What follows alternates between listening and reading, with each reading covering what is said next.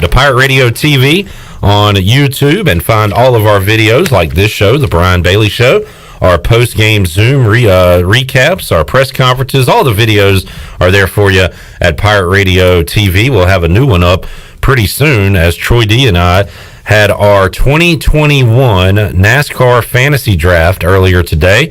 You can watch that video later on and check out who we got and get ready for this NASCAR season. We'll talk a little NASCAR coming up later on in the show at 4 o'clock with Jordan Anders, our resident NASCAR expert. He'll join us to preview the season and the Daytona 500 coming up on Sunday. We will talk some Pirate football coming up in about 15 minutes with the newest coach on the coaching staff at ECU, is the new running backs coach, Chris Foster. He'll join us on the Fixed NC Live line coming up at about 3:15. Later on in hour number 1, we will visit with the big man on campus, Jeff Nadeau from Barstool Sports. He'll join us to get you ready for Thursday night's college basketball action. Later on in hour 2, Stephen Igoe, Hoist the Colors, will join us to talk some Pirate hoops.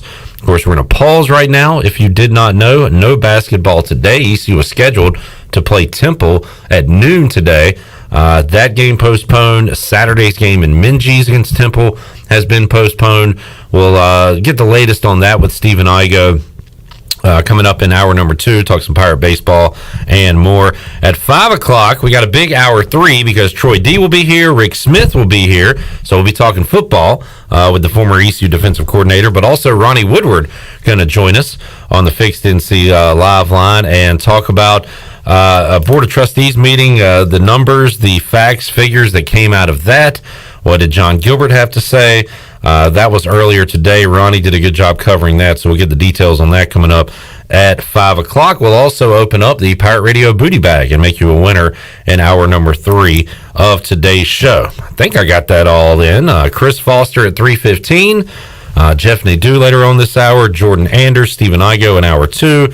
Troy D, Rick Smith, Ronnie Woodward, hour 3. There it is. All right, we also have a very special producer on today's program, Wes the Mess, Wes Hines, producing today's program. Wes, great to see you. Great to see you, Clip. Hope you are doing well. I am, and I'm glad to see you're doing well as well. And filling in for Shirley Rhodes, who is gone the next couple of days, will be back with us on Monday.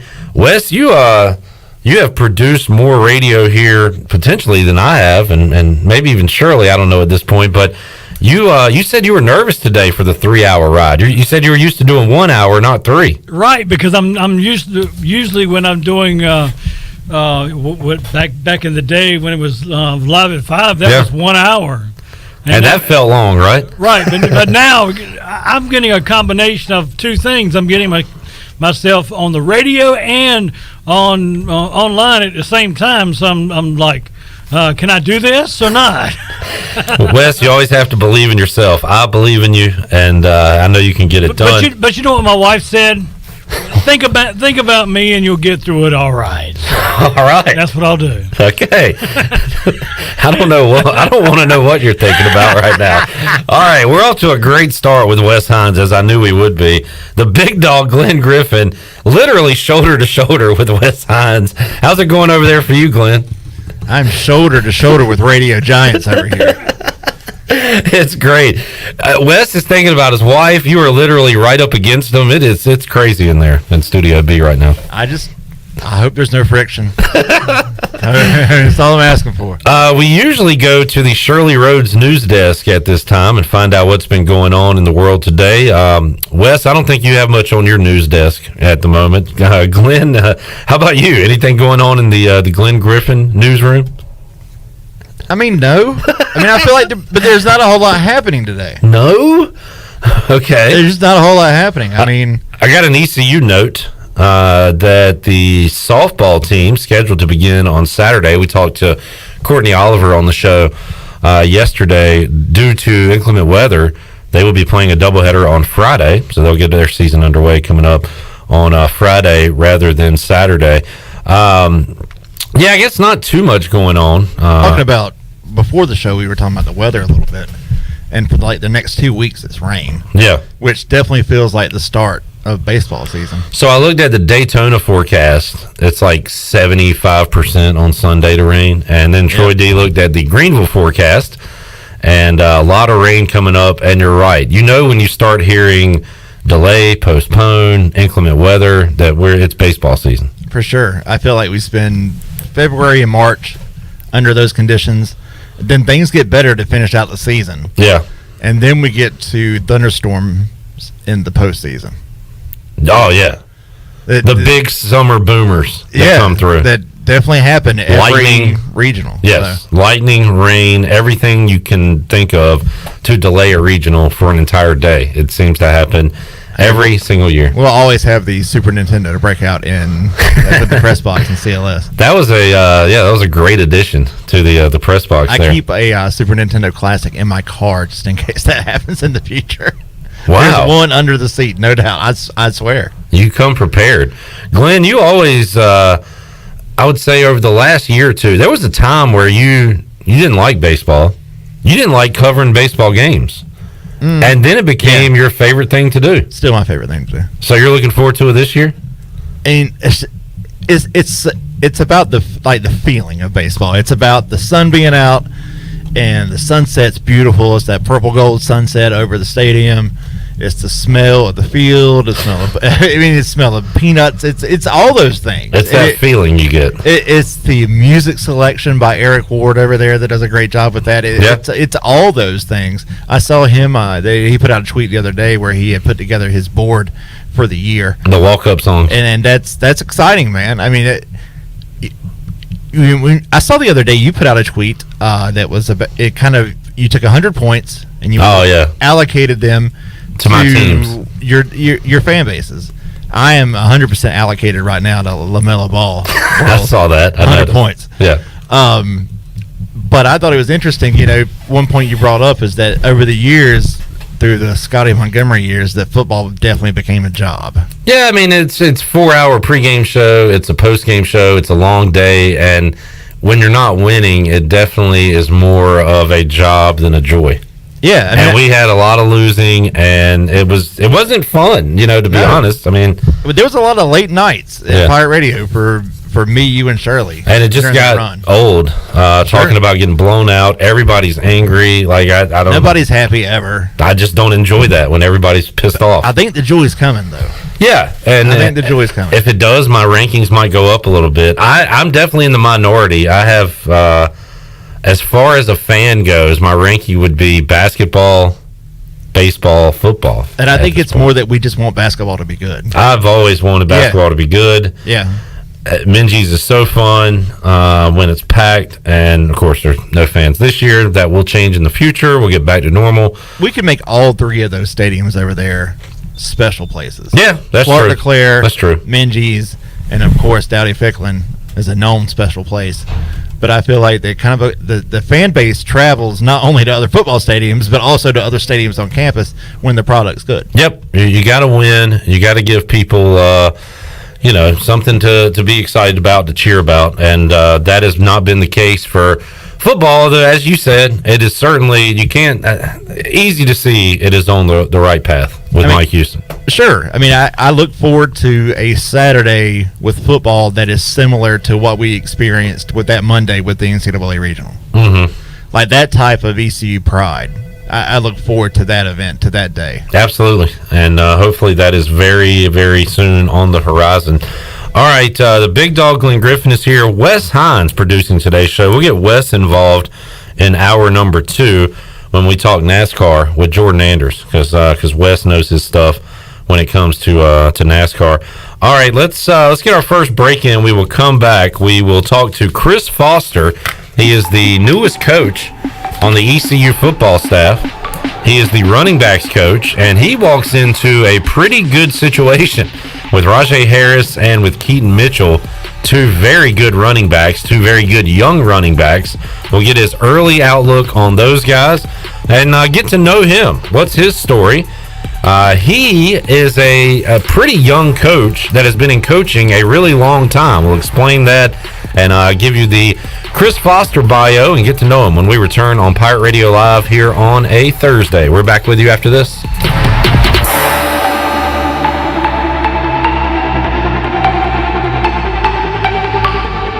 Here with Mike Mullis from Fixed NC. And Mike, you were telling me the other day, people ask you all the time, I didn't know you did that. What does that mean? You know, anything that involves property damage repair, call us first. If it's your crawl space, you've got interior humidity issues, a water loss, your ice maker line breaks, obviously fire and smoke, everybody knows we do those, but anything that involves interior or exterior property damage, we're your repair experts. Mike, how can everybody get in touch with you? 252-999-0001 or fixednc.com. National Signing Day has come and gone, but that doesn't mean the recruiting news cycle is stopping. In fact, the Pirates still have their sights set on top targets in the transfer portal and have already turned their attention to the 2022 class. HoistTheColors.net has the latest on ECU recruiting from a football perspective, and we also cover basketball and baseball commitments like no others. Sign up now and get your first month for a single $1 to get the latest scoop on your favorite Pirate teams, along with in-depth baseball and spring football coverage in the months ahead. HoistTheColors.net. This is Dr. Phil Perdue with Orthopedics East and Sports Medicine Center. My colleagues and I recognize how difficult this time is for everyone in our community. We continue to see patients during the week while taking precautions to keep everyone safe. Our extended care clinic is now open on Saturdays and Sundays from 10 a.m. to 2 p.m. so you can avoid the emergency department for your urgent orthopedic care. For more information, please contact us at 757-2663 or visit our website at orthoeast.com. It's bow time. There's something special about the first bite of a Bojangles Cajun filet biscuit, like an edible alarm clock that slaps you awake with bold Cajun flavor. The moment you sink your teeth into that soft, fluffy, made-from-scratch biscuit, then strike gold with a juicy piece of fried chicken, you'll know. Nothing beats the first bite, except the second first bite. Get a Cajun filet biscuit combo for just $4.99. It's bow time. Oh, great. It's 30 degrees in here. No one's coming out this late. I'm on firewood. Dad! I'll put hot coals in our socks for bedtime. Mom! I'm from Delcor Heating, Cooling, and Plumbing. Got an email about your heat being out? That was me. I sent it from my phone. I think your socks are on fire. Delcor responds to heating emergencies 24 hours a day. Go to DelcorInc.com or call 252-321-8868. Get a new train system with special financing for 60 months, subject to credit approval. It's hard to stop a train. Offer expires 3/31/21. University PC Care has been the Pirate Nation's go-to IT expert since 2006. They thank you for your continued support and trust during these trying times. Many services can be done remotely and free pickup and delivery is available. As a Dell business partner and Apple authorized service provider, you can count on University PC Care for all your personal and business tech support needs. To make a remote appointment or to bring in your device for service at their Greenville or New Bern locations, call 558-1280 or go online at universitypccare.com. Hey, Troy, have you heard about The Place? No, Jason, what place? It's The Place. It's Washington's newest restaurant on the waterfront. The Place is located in downtown Washington in the Harbor District with waterfront seating in the back. We're open for bistro-style lunches Tuesday through Saturday from 11 to 2 and elevated comfort-style dinners Thursday through Saturday 5 to 9. Plus, Sundays, we have the best Southern brunch in town. Man, that's awesome, Jason. The Place sounds like the place to be. It is. We look forward to seeing you there. The Place in Washington, North Carolina. Here today with Bench, also known as Eddie Losner to his friends and family. Why do you go to F3? Well, if there's anybody out there listening who has a desire to become the best version of themselves, I would highly recommend F3. The workouts are open to everybody. They're all men. They're free of charge, and they will improve the quality of your life in a lot of ways. If Troy D and Ellerby can do it, anybody can do it. Come join us in the gloom. One letter, one number, F3. Learn more today at f3enc.com. This is former ECU football player Bryce Williams, and you're listening to Pirate Radio, the voice of the Pirate Nation.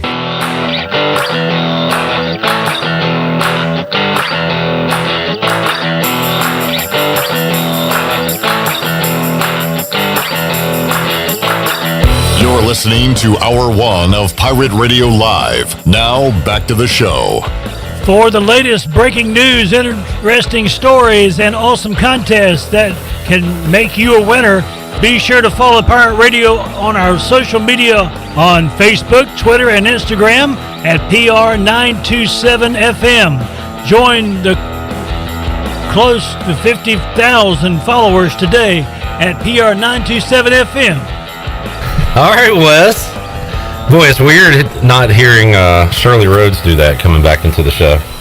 but you knocked it out of the park. Well done. I tried. Wes Hines filling in today for Shirley Rhodes. She'll be back with us on Monday. Got Glenn Griffin producing. I heard Bryce Williams on the way back in. One of my favorite segments we're doing now is breaking down old games with Bryce Williams. We did that on Wednesday. It's a lot of fun, and looking forward to more ECU football this fall. And right now we will talk to the newest coach on the coaching staff at East Carolina. He is Chris Foster, the new running backs coach at ECU. Coach, thanks so much for your time, and great to talk with you for the first time. How you doing?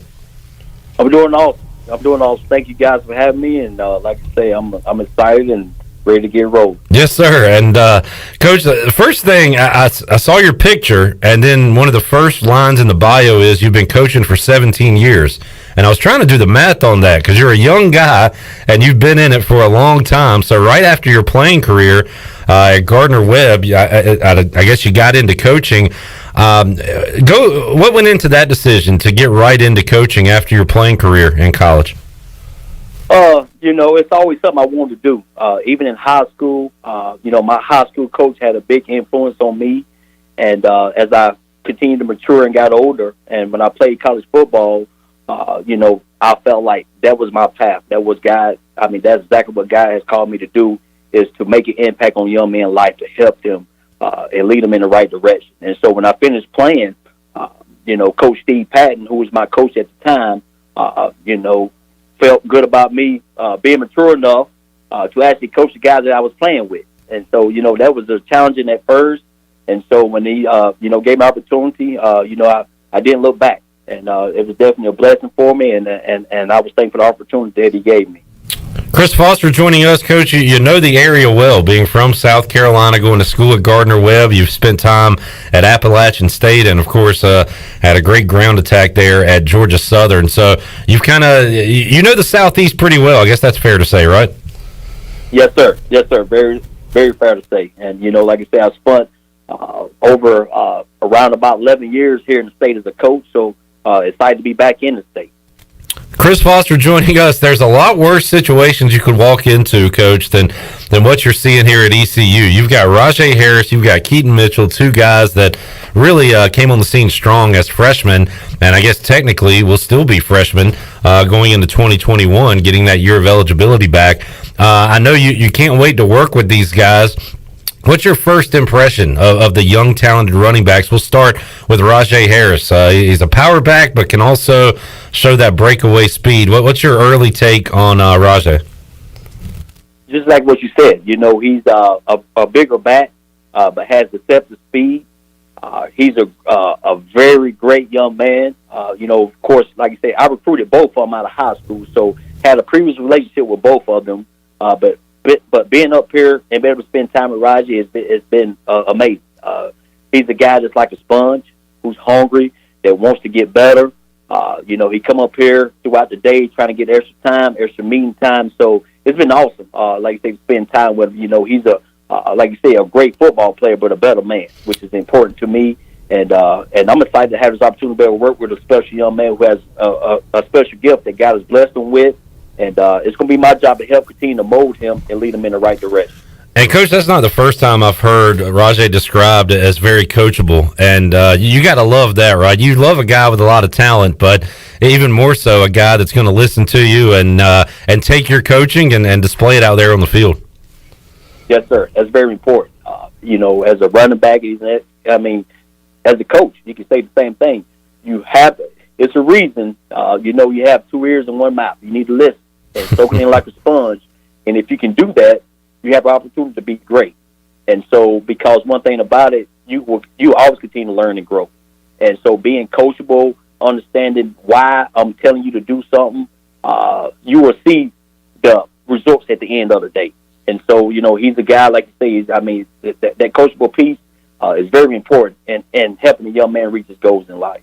We're talking to ECU running backs coach Chris Foster. All right, let's move on to Keaton Mitchell. He's a guy that I remember kind of leading up to the season. There were some scrimmages, and we'd see his name in there and then say, well, all right, who is this kid? And then when the season started, he got his reps. He earned his reps. Mike Houston is big on practice, and who is practicing the best that week is going to play on the field. And we saw more and more of Keaton Mitchell as the year went on. He's got some speed, Coach. I know you're going to have fun working with him as well. Yes. Keaton is a guy that's a home run guy, very shifty. And, this thing about Keaton that I like most is that he may be small in size, but he play a whole lot bigger than what his weight is. He has some dog to him. I like the way he plays. He plays determined. He plays relentless, and he's very physical. So, sometimes you recruit them type of backs. You worry about can they run the ball in between the tackles. Well, you know what? He can't. And he displayed that throughout the year as it went on. Like you say, he continued to get more reps as the year went. And I can see him, like you say, having a breakout year this coming year. So I'm excited to have his opportunity to coach that young man. Chris Foster, running backs coach. He is a two-time All-Big South running back, and also, Coach, saw you were all academic as well. So you got it done in the classroom, on the field. I know that's going to be important for the guys you're coaching now at ECU. And another thing about running backs, especially in 2021 in today's college football, you got to be able to catch the ball, but you got to be able to pass block. It might not be the funnest thing to do for you running backs, right? But that's an important part of it, being able to pass protect for your quarterback. I tell you, I got two rules: protect the ball, protect the quarterback. Them are two important rules that I say if we do that, we give ourselves a chance to win. But as you say that, the first thing when I had my one-on-one meeting with both of them guys is that first thing they said out of their mouth, I got to be better in pass blocking. So that lets me know that they, number one, they understand their weakness, but number two, they want to be better. Just like we talked about, they are determined, they are hungry, they're ready to get better, they're ready to get coached. And so with them both saying that says a lot about them and show them how unselfish they are. Instead of saying, I got to be better running the ball, or I got to be better catching the ball in the backfield. The first thing they said, I got to be better at pass blocking. And so Coach Darrell Sims, who did a great job, these young men, and leading them in the right direction. And so they are built right in the mental aspect of what to be a complete player or a complete running back. And so I'm excited about that. We're going to miss Darrell Sims. We're happy to have Coach Chris Foster here at ECU, first-year running backs coach with the Pirates. You guys wear so many hats as a football coach. You're a mentor, you're a coach, and there's also the recruiting side of it, Coach. So where are your expertise lie when it comes to your recruiting area, and how much do you enjoy that part of being a college football coach? I enjoy it. My areas, like you talked about earlier, is in the Southeast. Atlanta, Georgia has been very good to me. Upstate of South Carolina, where I'm from, and actually got a couple of kids out of Charlotte, North Carolina this past year. So the whole Southeast has been good to me.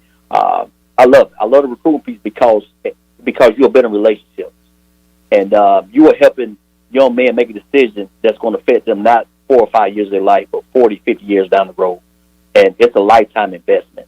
And so I really enjoy that piece of it and getting to know the young men and their families and just helping them reach the goals that they want to in life. That should be already goal in high school is to get a scholarship, go to school for free. Let your education, your athletics have been a tool or your driver's seat to be able to have you have a great education and a free education. So, so I enjoy that piece of it. Because you are helping, like I told you, from the start, just helping young men live out their dreams in life, and I just think that's important, and I love to be a part of that process.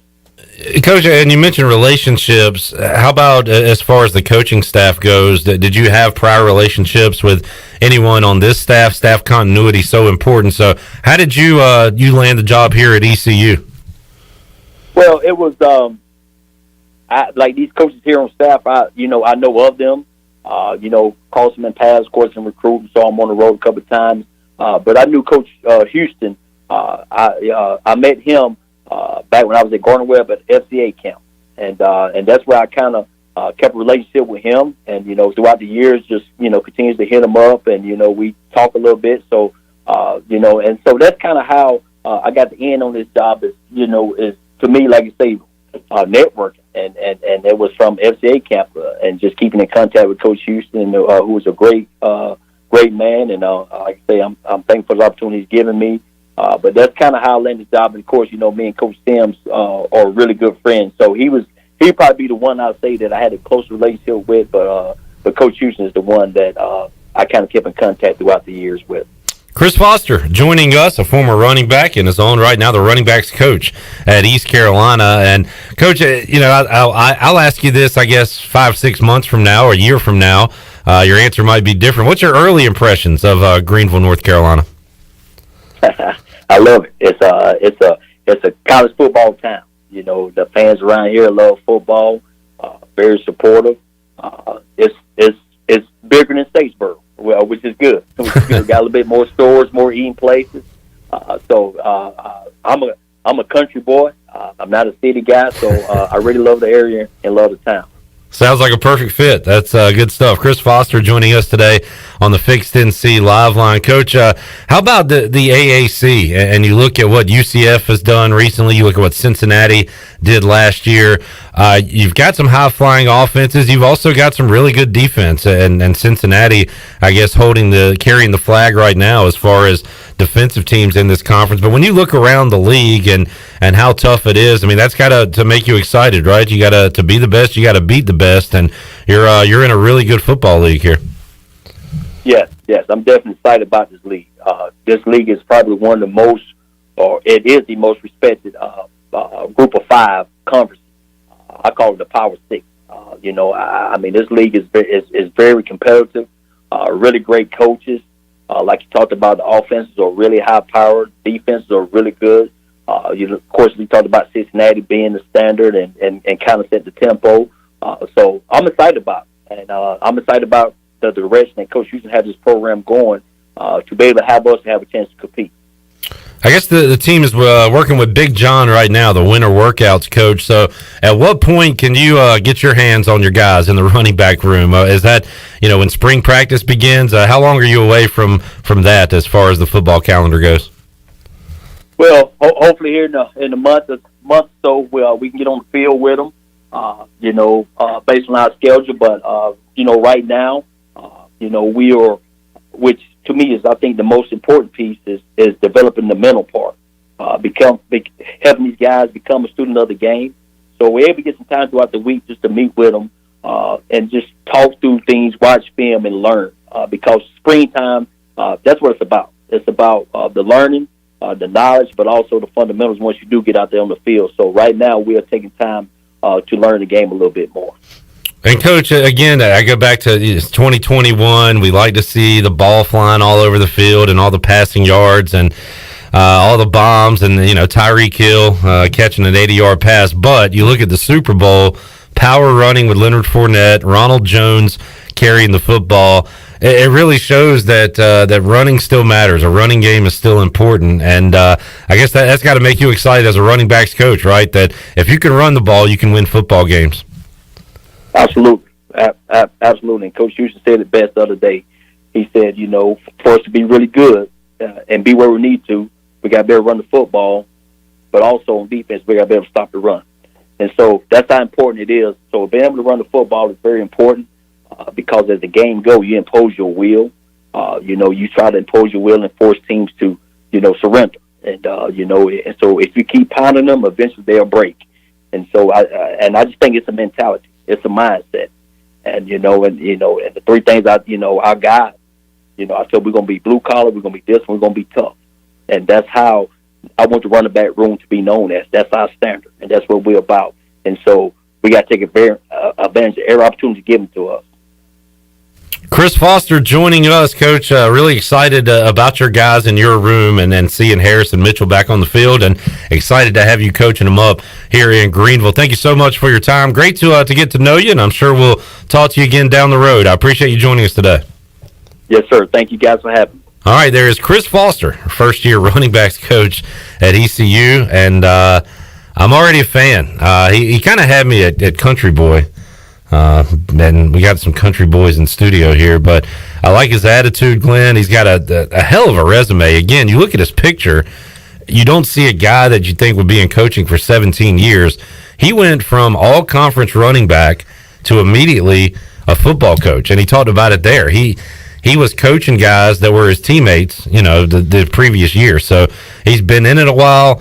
He's got a heck of a resume. I love the attitude, and really excited to see what he can do with the talented running backs. When he said that he was a country boy and that he liked the town and the area, that made me feel okay. Yeah. It seems like a good fit, right? Like, yeah. Not every coach fits into their We joke about situation. that, but he talks about the blue collar and the work ethic and the discipline and the toughness, and those are the things that I think the football program was missing, and now they're back. And it fits the area, if it's the fan base, if it's the personality of the school, it all works. I like it. I'm on board with Chris Foster, and again, really excited about the 1-2 punch. No doubt, and you know the recruiting never stops. We're going to bring in more talented guys, but man, a very good foundation and young nucleus when it comes to the running back room at ECU for 2021. Great to talk to Coach Chris Foster. Enjoyed that. We'll take a time out. We will return.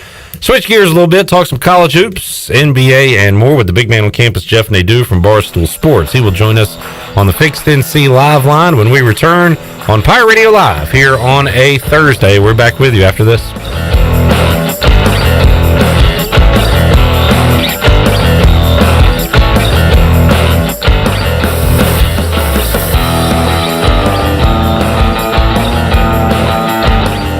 Your CBD store in Greenville has the highest quality CBD products in the country. Your CBD store is the first and only brand that carries USDA certified organic products such as gummies, honey sticks, and high absorption water soluble liquids, which are all made in the United States. They even offer products for your pet. The educated staff will help you answer any questions, and you can stop in anytime to get a free sample. Your CBD store, locally owned and operated, open Monday through Saturday, 10 to 6, right beside Duck Donuts in Greenville. You demand perfection. That's why you drive the perfect car. Okay, maybe it's not exactly perfect, but it's perfect to get you to Domino's for their perfect $7.99 carry-out deal. Carry out any 3-topping pizza or a 10-piece order of wings, smothered in delicious sauces like hot buffalo, garlic parmesan, and honey barbecue, just $7.99 each. Demand the perfect carry-out deal at Domino's. Carry-out only. You must ask for this limited time offer. Prices, participation, and charges may vary. Excludes XL and specialty pizzas. Crust availability varies by size. Ahoy, mateys! To keep those cars clean, you need the Pirates Cove Fast Pass. The new Pirates Cove Car Wash and Haviland Express Lube on Glen Burnie Road in New Bern is now open. Pirates Cove in New Bern is offering Fast Passes for $9.99 for new Fast Pass customers. You can visit us in Greenville on Fire Tower Road, Memorial Drive, and on East 10th Street. And have you heard? Pirates Cove on Fire Tower Road is now offering interior cleaning. So we have you surrounded. Pirates Cove, the official car wash partner of ECU Athletics. If you missed Pirate Radio Live, you missed. ECU's been in a lot of games. They were able to close it last Wednesday against Houston. What did you think when you saw that score last week, Coach? My first thought was how happy I was for Joe and the staff and the players and the ECU Pirate basketball fans, because I don't think folks realize how much progress Joe has made. You know, they're getting closer and closer and closer, but you want to have some positive experiences like that so that you can say to people, see, we told you we're getting better. It's not us just saying it. Pirate Radio Live, weekdays from 3 to 6, right here on Pirate Radio, the voice of the Pirate Nation. With rates being historically low, now is the best time to buy or refinance your home. This is Talbot Green with Angel Oak Home Loans. Now is the time to take advantage of the opportunity to buy more home or refinance your current mortgage. The combination of our local team's experience and Angel Oak's wide offerings of products from standard conventional, government, and portfolio loans has something for most financial situations. For more information, call Talbot Green, Joanne Weir, or Wanda Hager at 751-2060. NMLS 1719250 and 685-842. Equal housing lender. Hey, Eastern North Carolina, this is Miles Minges, and this is Landon Minges with Minges Bottling Group. We are proud to announce that Pepsi is once again the official soft drink of the ECU Pirates. That's right, Miles. Our family's purple and gold roots run deep. From founding members of the Pirate Club, alumni, and even a team physician, our support over the last 60 years has never wavered. We are Pirates. We're excited to be back at ECU and are honored to serve our great customers throughout Eastern North Carolina. Not only is this the birthplace of Pepsi-Cola, this is our home. Cheers, Pirate Nation. I like the sound of that. Support local, drink local, stay safe, and drink Pepsi.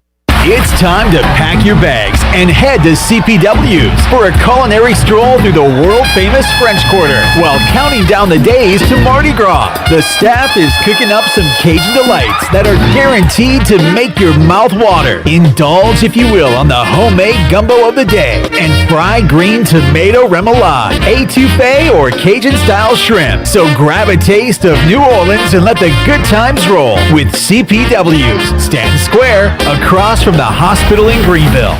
In studio with Dr. Shondell Jones from Kinetic Physical Therapy. Dr. Jones, you guys are expanding and growing. Yeah, we sure are. One of the things that a lot of people don't know is that we actually have a pediatric practice as well. It's called Kinetic Pediatric Therapy. We've got speech, physical, and occupational therapy there just for kids. If you're concerned about your child's development or just want to make sure they're on track, you can bring them in for a screen. If they need evaluation, we're able to do that and help them continue to develop. For more information, you can visit us at kptkids.com or give us a call, 689-6043. Pirate Radio. The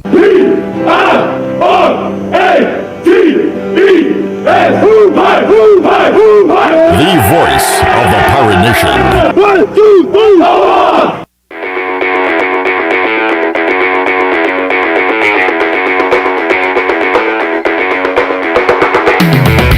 You're listening to Hour 1 of Pirate Radio Live. Now, back to the show. Grab your amigos and head to Chico's for the best Mexican restaurant of food and fun in Greenville. Come and enjoy favorites like shrimp tacos, steak and chicken fajitas, burritos, enchiladas, ACP, and more. Follow Chico's on Facebook and Instagram for daily specials. For Mexican food and fun, it's got to be Chico's for dine-in or to go. And now back into the show. Here is Clip Rock.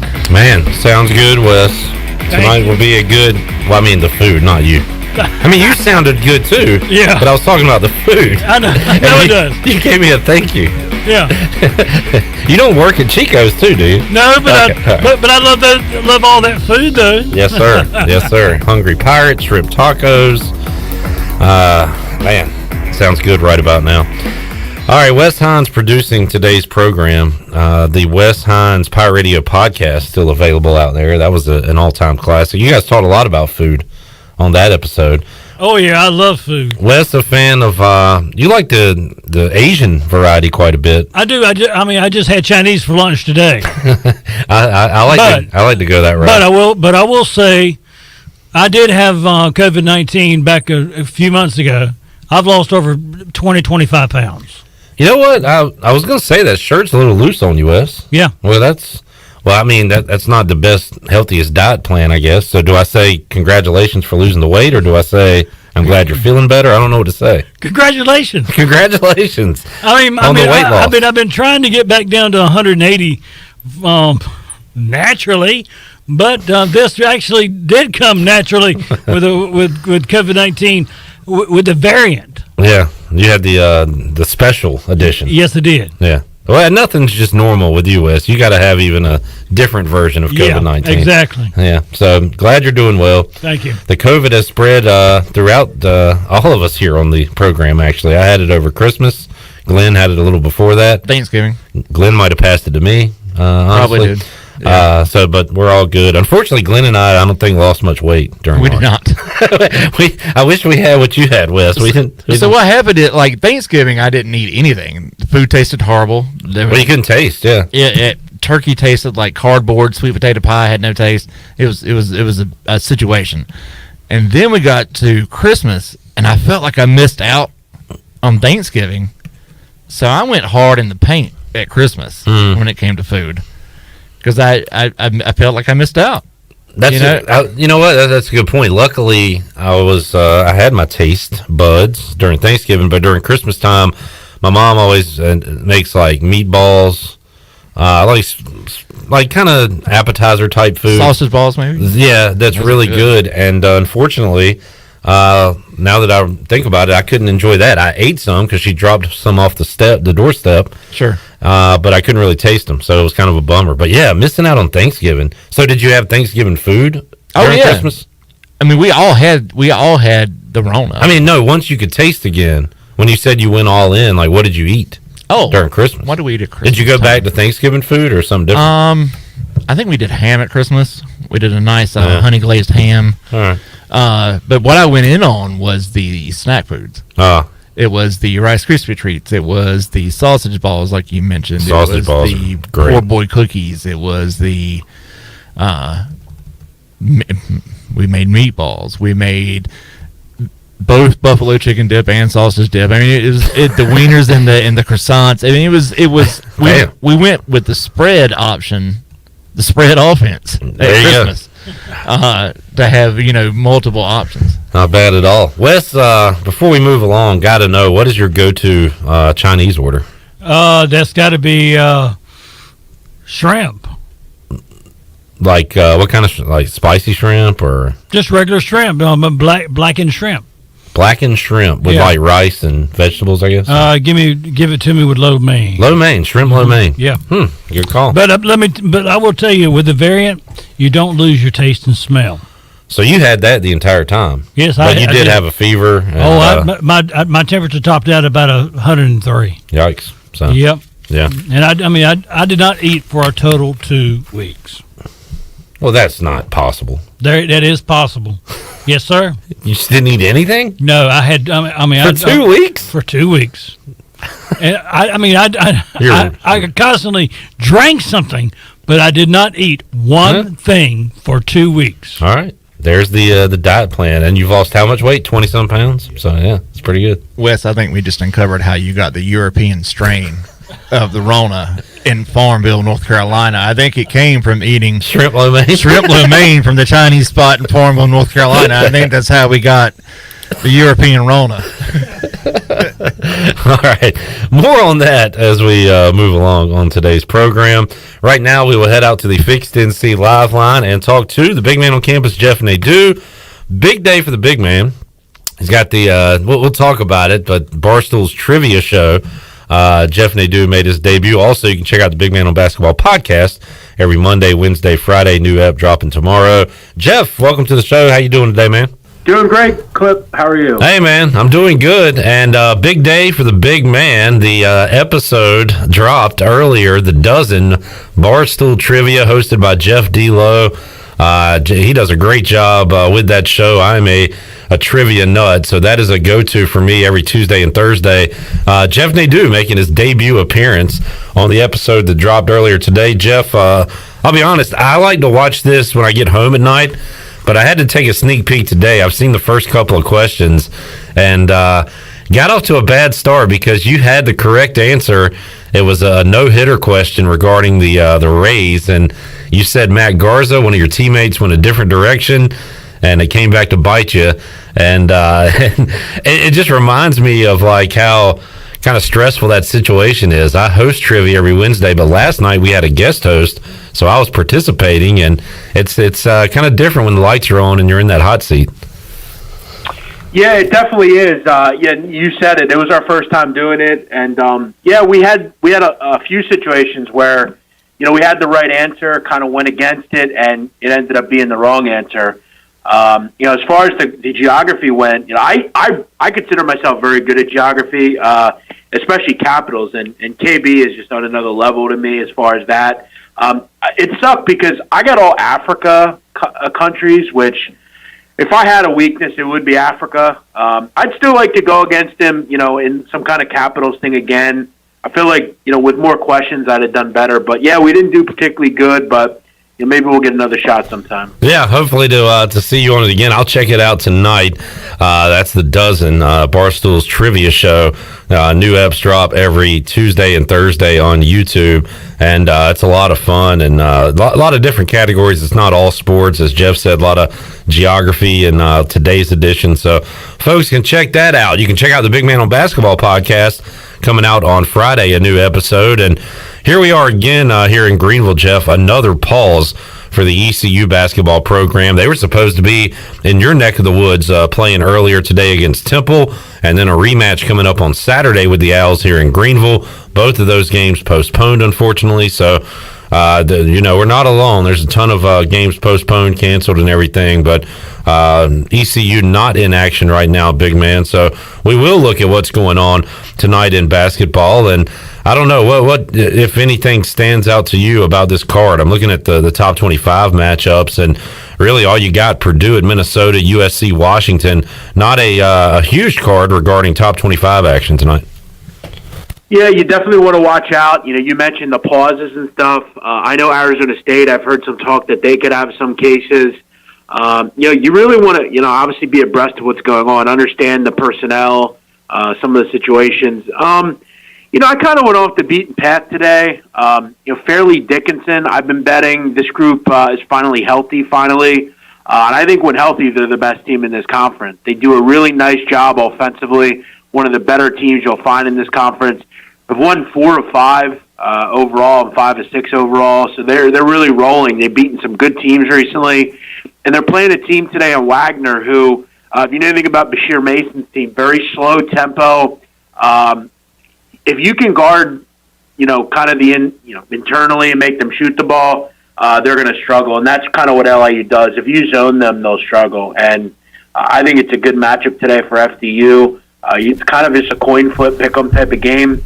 I think FDU is worth a look, Fairleigh Dickinson. But yeah, a lot of mid-major games. I think Belmont's interesting as well. They sliced and diced Eastern Kentucky last year. And this is an Eastern Kentucky team that I've kind of sniffed out. I don't think they're very good defensively as usual. They press a lot. If you know anything with Belmont, with Smith and Murphy, they have guys that can break the press, I think, kind of with ease. I'm willing to think that if this gets into a bit of a track meet, that could be bad news for Eastern Kentucky. Belmont, team total SFI, I think they can get to 90. Jeff Nadeau joining us. Jeff, when we talk to you on Thursdays, the card tends to be this way. As you said, a lot of mid-majors. You got your Sun Belt and your Ohio Valley. How about one in the Big South tonight? Winthrop is 16-1 overall, 13-1 in Big South play, taking on Radford. 13-7 doesn't look too impressive, but 12-2 are the Highlanders in the Big South. So big matchup tonight in that conference, the Big South. That's at 6:00 on ESPN Plus, and Winthrop is a road favorite in that game. What do you think, if anything, about these two teams? And is Winthrop a team you've watched that you think could do something in postseason play?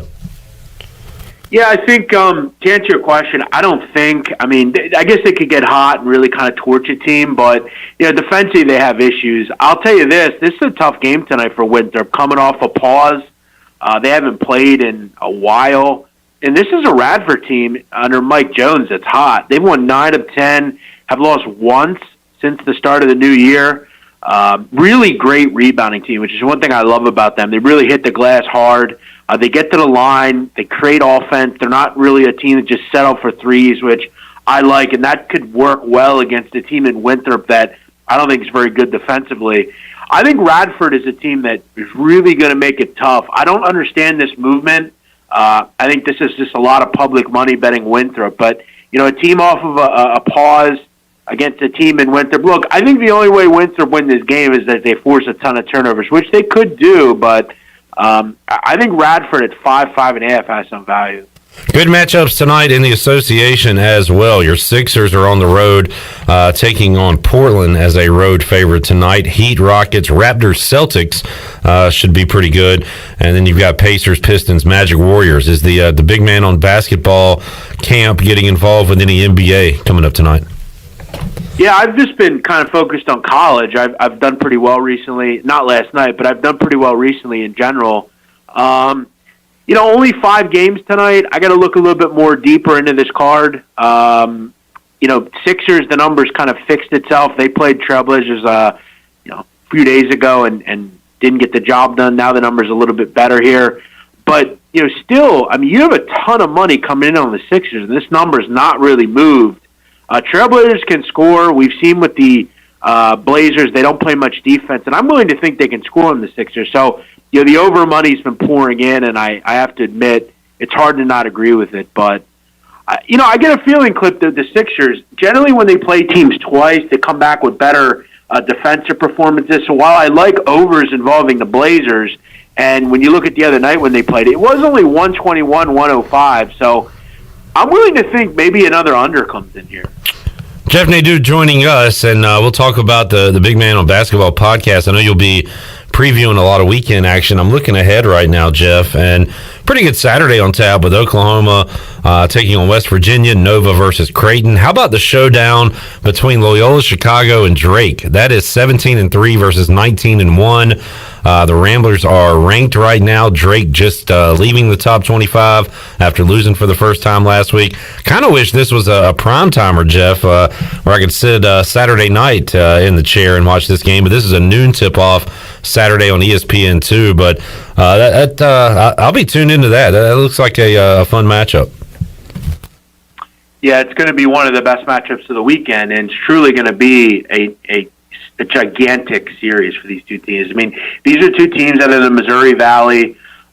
They're both in the tournament right now, regardless of who wins this conference. But I don't know if this changes a ton. I think this is a split, and I think as far as betting it, the first game is obviously one where you're going to go into it with the thought it's the first game. But I think the second game you probably just bet whoever.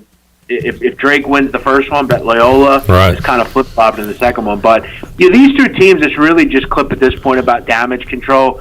You cannot have a bad loss by the end of the season, and you just want to kind of make a run in the Missouri Valley. But this game screams not meaning a total much in the grand scheme of things. I guess if one team wins by a lot, that could change things. But these two teams are going to see each other in March, and I think we see both these teams in the tournament. But I'm looking forward to game one. I'm leaning Loyola, though. I like this team a lot. And Jeff correctly called it a series because they will play Saturday at noon, and then they'll turn around play Sunday at 3 o'clock on ESPN2. So looking forward to the double dip between those two really good college basketball teams. Jeff, what you got coming up on the Big Man on Basketball podcast on Friday? Yeah, always a good show on Friday. We kind of take a look deep into the Friday card. We're going to start talking about some bubble teams, who kind of has it, who's maybe in already, who needs to do some work. Jim Root's going to join us for the three-man weave. He's a futures guy, so we'll talk about futures. We're going to kind of list some of our favorites, ones that we've actually bet and we're jumping on. Maybe do some voicemails or something, all sorts of stuff. Definitely something you need to listen to. We get really into the info and really have a good time breaking down a lot of college basketball. So, keep stay tuned. I don't know what, my future holds. I am kind of looking forward to March and stuff, though, and it's going to be great. Yeah, man. We will check out the Big Man on Basketball podcast. We will also check out the Dozen Trivia. Jeff Nadeau making his debut on that show. Not a great debut. Not a great debut. Hey, look, like you said, maybe you'll get another shot at it. Flip. Yeah. I want to say this. I mean, it's about you get about 10 questions throughout. I will say this, and this goes to anyone that's on trivia. It's not that easy until you get on it, and I don't think anyone's stupid because they can't name certain questions. It is what it is. I still trust my knowledge. Maybe we'll come down to AJ McMurphy's. AJ McMurphy. Yeah. Maybe we'll come down there and do some trivia. Hell yeah, that would be awesome, man. Looking forward to that. Jeff, thanks for joining us as always, man. Have a great weekend, and we'll reconvene on Monday. Thanks, man. Cheers. Jeff Nadeau, Barstool Sports, Big Man on Campus, Big Man on Basketball podcast dropping tomorrow, getting you ready for your basketball weekend, which is exciting, but it stinks because ECU is once again on a pause. Here we go again. No Pirate Hoops to look forward to coming up this weekend or today. We're supposed to be recapping a game right now because ECU was scheduled to play at noon against Temple earlier today. But that postponed the game. Saturday against Temple postponed, and it looks like potentially ECU's return matchup against Houston is in jeopardy right now. We'll talk about that more with Stephen Igoe later on in Hour 2, Ronnie Woodward in Hour 3. No American basketball tonight because Cincinnati and Memphis has been postponed. There is a game to keep an eye on this weekend. Memphis, I don't know if they're on the bubble, where they are. I think SMU kind of on the bubble right now, but Memphis has been playing well of late. They have won 6 out of 7 games. Their lone loss was a 2-point loss to SMU. Before that streak began, they lost by 1 at Tulsa. So they've been beating the teams they're supposed to beat. They take on Houston coming up this weekend, and what could be a sneaky good matchup. That's coming up 1 o'clock on Sunday in Houston. The Cougars right now 17-2 overall, 11-2 in AAC play. So keep an eye on that one coming up this weekend. All right, also this weekend, the Super Bowl of NASCAR, the Daytona 500 coming up. We will get you ready for that and the 2021 NASCAR season. Our resident NASCAR superfan and somewhat expert, Jordan Anders, will join us when we return hour 2 of Pirate Radio Live. We'll get Wes Hines' official pick for the Daytona 500. Got to get ready for that one, Wes. We got that coming up and more. We roll on Pirate Radio Live here on a Thursday. We're back with you after this.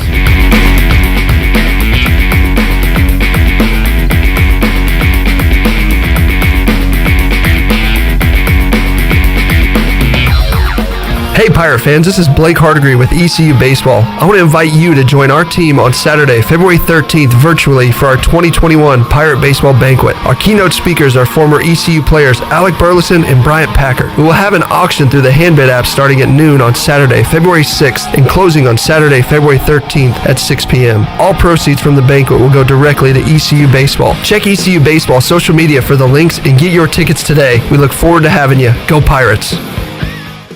The convenience of Pitt Greenville Airport is waiting just outside your front door. Service is back, so you're connected to destinations worldwide through flights from American Airlines. Plan your next trip. Book your flights today at flypgv.com or aa.com. Whether you're flying for business or for pleasure, enjoy the friendly convenience of flying from your local airport to get you where you're going and then home again safely. For your next trip, remember, American Airlines is back at PGV. Book today at aa.com. Pitt Greenville Airport, where the Pirates fly. Valentine's Day is just around the corner, and if you're looking for a local florist to help make your loved one's day, then you need Farmville Flower Basket and Gifts. Farmville Flower Basket has gifts and high-quality fresh flower arrangements from big to small and everything in between. They deliver to most of Pitt County, or you can pick up at their shop on Main Street in Farmville. Place your Valentine's order today at 753-4217. Farmville Flower Basket and Gifts, your hometown gift shop. Sawyer's Fun Park is now open in Greenville. This state-of-the-art 40,000 square foot facility features a 2-story LED interactive laser tag, a one-of-a-kind 2-story ninja course, a ropes course with a 180-degree zip line, and it's only one of 5 in the country that are indoors. Multiple climbing walls, a super cool arcade with 40-plus games, and a brand-new full-service cafe and bar for adults. Visit the brand-new Sawyer's Fun Park, now open, located right behind ARU on Corey Road, Greenville.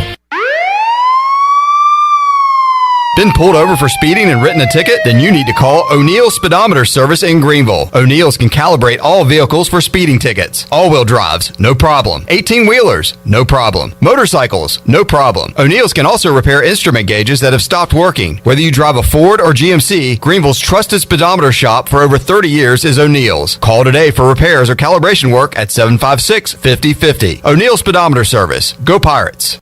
Warren's Hot Dog Pizza, homemade lemonade. Hey Pirate Nation, Warren's Hot Dogs 2 locations are open for business in Greenville and Chocowinity. Both locations have drive-through windows, so stop by today for hot dogs, pizzas, subs, apple and peach turnovers, homemade lemonade, and breakfast in Chocowinity, featuring homemade cheese, ham, and chicken biscuits, plus sausage dogs and more. Warren's in Greenville across from Ron Ayers Motorsports and in Chocowinity next to the fire department. Warren's Hot Dogs. Want some? Get some.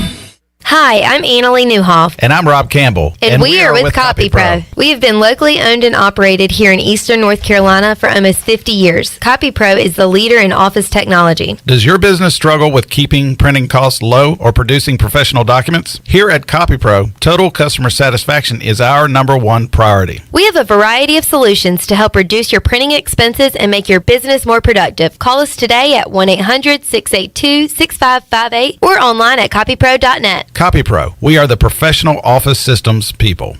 Join the 19 million visitors and explore your naturally wonderful state park system this year. There are 41 state parks to visit in North Carolina. Thanks to the Connect NC bond passed by the taxpayers, North Carolina state parks are upgrading and building new camping facilities, restrooms, and visitor centers, giving you more features for your convenience. Every park will have a project underway sometime over the next 5 years. From a nature hike to camping, visit one of the 41 North Carolina state parks today. For more information, visit ncparks.gov. This is Pirate Radio, WGHB Farmville, W224EI Greenville, WDLX Washington, and W281CH Washington.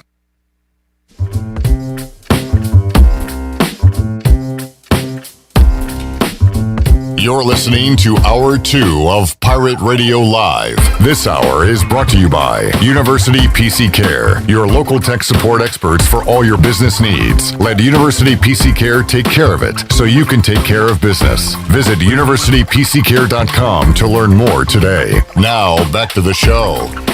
Did you miss a show on Pirate Radio? Listen to all of Pirate Radio's archived local programming by subscribing to us on Apple Podcasts.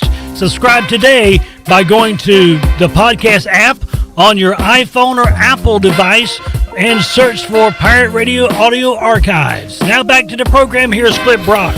All right, Wes Hines, thank you very much. Wes filling in for Shirley Rhodes today and Friday. Intern Tully helping out as well. Glenn Griffin is here, the entire crew. On a Thursday, by the way, got a Pirate Radio podcast on the way on our radio airwaves at 6 o'clock. One of my all-time favorite Pirates, Larry Shannon, one-on-one with Jeff Charles. As I said, the Wes Hines podcast will be available forever if you want to go back and revisit that. That was a really fun one. And some big editions of the Pirate Radio podcast coming up. Maybe we can talk about that when Troy D joins us in hour 3 of today's program. Rick Smith still to come on today's show. Stephen Igoe. We'll check in with Ronnie Woodward, talk about today's Board of Trustees meeting. But right now, we'll get you ready for the weekend and for the 2021 NASCAR season. Our, what did I call you? Somewhat expert. Somewhat expert. Jordan Anders is here to give you somewhat expert advice on what's going to happen this season. Jordan, welcome back, buddy. Yeah, man, this is better than, I guess, not at all expert. Yeah. Somewhat is something. And, you know, maybe I'm underselling you a little bit. You know your stuff. Wes was actually okay, let's put you to the test. Okay. If you know this question, you can be an official expert. Okay. What was the question you asked me earlier today, Wes? When did Dale Earnhardt win his first Daytona 500? Okay, I think the official question was like, how long did it take him? No. Okay. When did he win his first Daytona 500? Well, that should be easy. 1998 for Jordan. Okay. Then my second question was, when did he have his demise? 2001. So it wasn't that long. No. Between the two. Nope. Okay. 20 years ago next week. What I thought you were getting at too was, did it take him a long time to win the Daytona 500? Yeah, it was 18 or 19 times he ran it before he finally won it. Right. I mean, because he had that long parade after he won it to get to the winner's circle. Yeah. And it wasn't just the fact that he lost it a bunch of times, it was how. He ran out of gas one year, he had a flat tire in 1990, a quarter of a lap away from winning. The year before he won it, he wound up on his roof on the back straightaway off of Jeff Gordon's nose. So there was a little bit of everything before he finally was able to pull it out. All right, there you go. All right, Jordan's our expert. I got you, man. Those questions were easier than the one he asked me, I feel like. It was worded differently. But all right, Jordan's our official expert.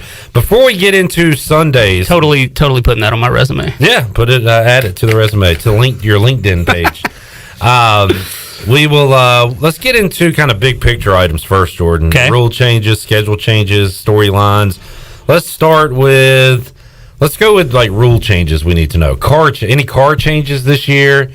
Not really this year. The big change when they go to the new car is going to be next year. So the car is tomorrow? What? I don't know. I just remember that from years ago. Oh man, God, it was so bad. So the ugliest thing I've ever seen. Although as the years have gone by, it raced pretty well because they drove awful, but God, they were ugly. So this year is kind of a holdover because they were originally supposed to go to a new body style this year, and then the pandemic happened, and all the testing they were supposed to do got canceled, and so they had to kind of push it back a year. There's going to be some changes with that. There'll be the tires will just have the one big lug in the middle now instead of the 5 like they hit, and some different cosmetic changes like that. But what do you think about that? Do you care? I don't care. It doesn't matter. And the people who do, I really wish they would find something better to do with their time. So, how much time does that cut down, if any, in the pits, do you think? Not sure, because I mean, IndyCar does it, Formula One does it. All like, how do I get that on my car? That sounds like a question for an automotive professional. Okay, not you. Okay. I'm not an expert in that. All right, I'll ask my local guy. So all of that is coming in 2022. So I think for the sake of not investing a ton of technology and money in a car that was going to go away in a year, I think 2021 is mostly what is going to stick mostly with what they did last year.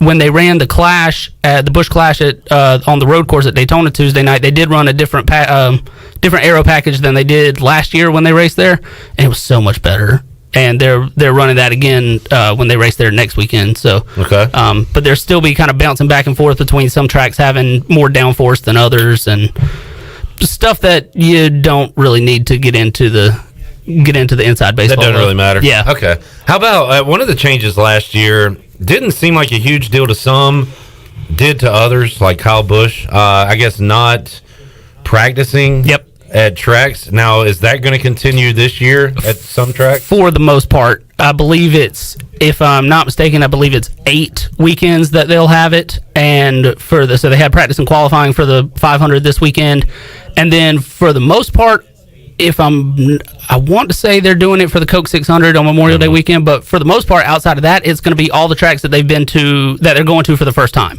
So when they go to Bristol to race on dirt, when they go to Indianapolis and run on the road course, when they go to Road America, Circuit of the Americas in Texas, all those places that they've never been before, there will be practice and qualifying, but everything else, they're just going to roll off the truck and throw the green flag.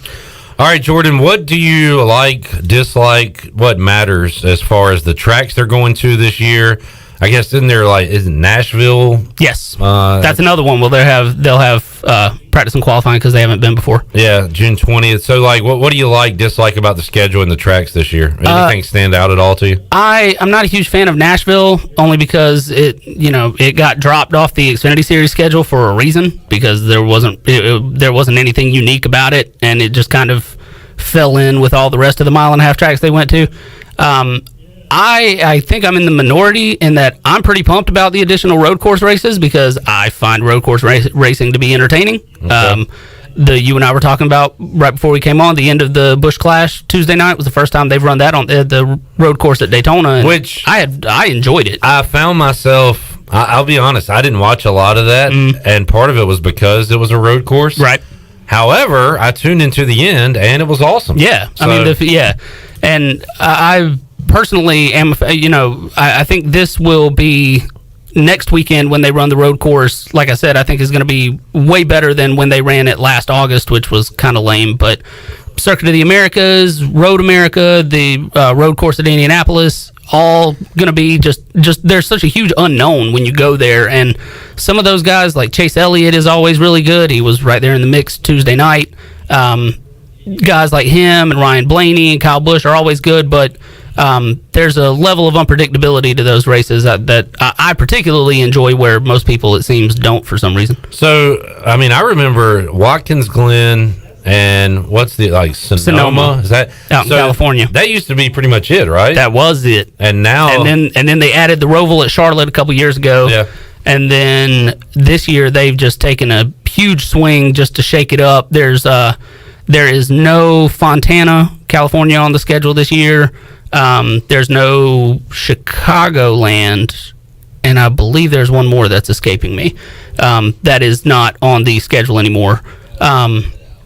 So they'll, and there's some other shifting around that was done. Texas only has one Cup race this year as opposed to 2, because the other date got sent to Circuit of the Americas. But the All-Star race got moved from Charlotte to Texas. So that's going to be run in June, later than it usually is. So a good bit of shifting around. They're going to Darlington twice, which I love. They're going to Atlanta twice, which is a change.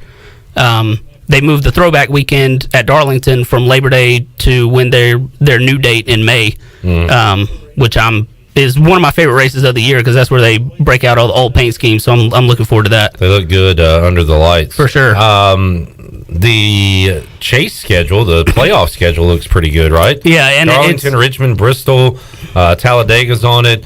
And, of course, you got Martinsville. It ends in Phoenix. Throw in a Roval in there and some other tracks. Yeah, you like that? It's largely, if not completely, the same. And, we talked last year, the 3 cutoff races they have, first one at Bristol, second one at the Roval, and the third one at Martinsville are pretty perfect in terms of throwing the tracks that seem to have the most, with the exception of Talladega, the tracks that have the most kind of unpredictability in there.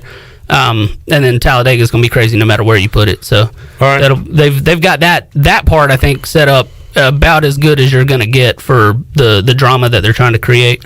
All right, if you have a question or comment for our NASCAR expert, Jordan Anders, you can get one in. We kind of touched on this already. John Moody asking what you thought of the Clash being on the road course. He said he hated it. The last 2 laps were the only laps worth watching.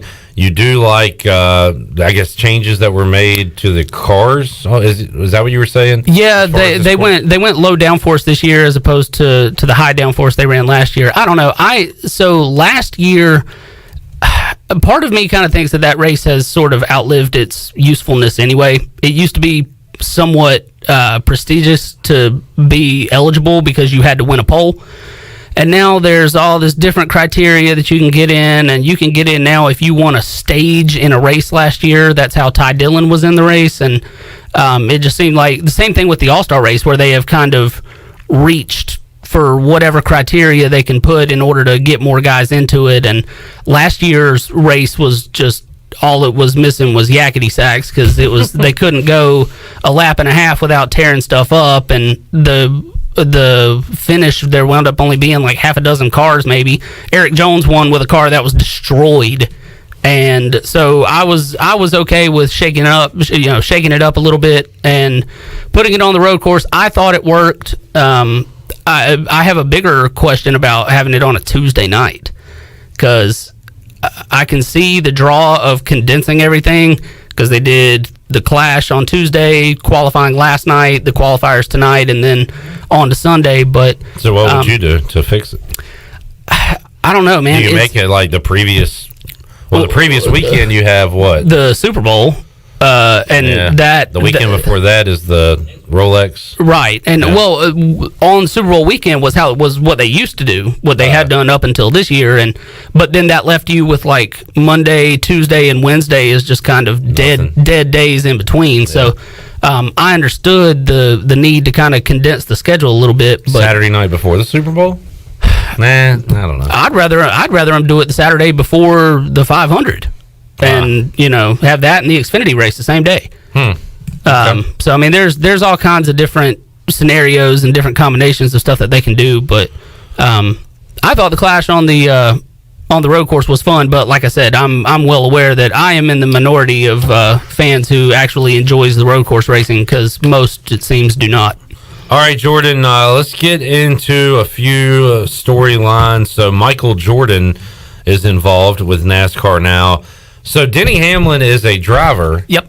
But he is also a co-owner of this 2311 Racing. So that is the team? Mm-hmm. And they have one. Is Bubba Wallace the only driver currently? Yeah, just the one. Do you expect them to have more? Is that the plan? Well, when they tweeted out the plans, the blueprints for their facility, one of the parts of it was earmarked as future expansion. Mm-hmm. So I think the plan is definitely going to be for them to become a multi-car team somewhere down the line. It's got to have a 45 car too to go with the 20. I so desperately wanted the number to be 45 just for the car that Bubba Wallace is driving, just because it would have messed with people, because it was so brutally obvious that it was going to be 23, but there was a part of me that was just so hoping that it was going to be 45.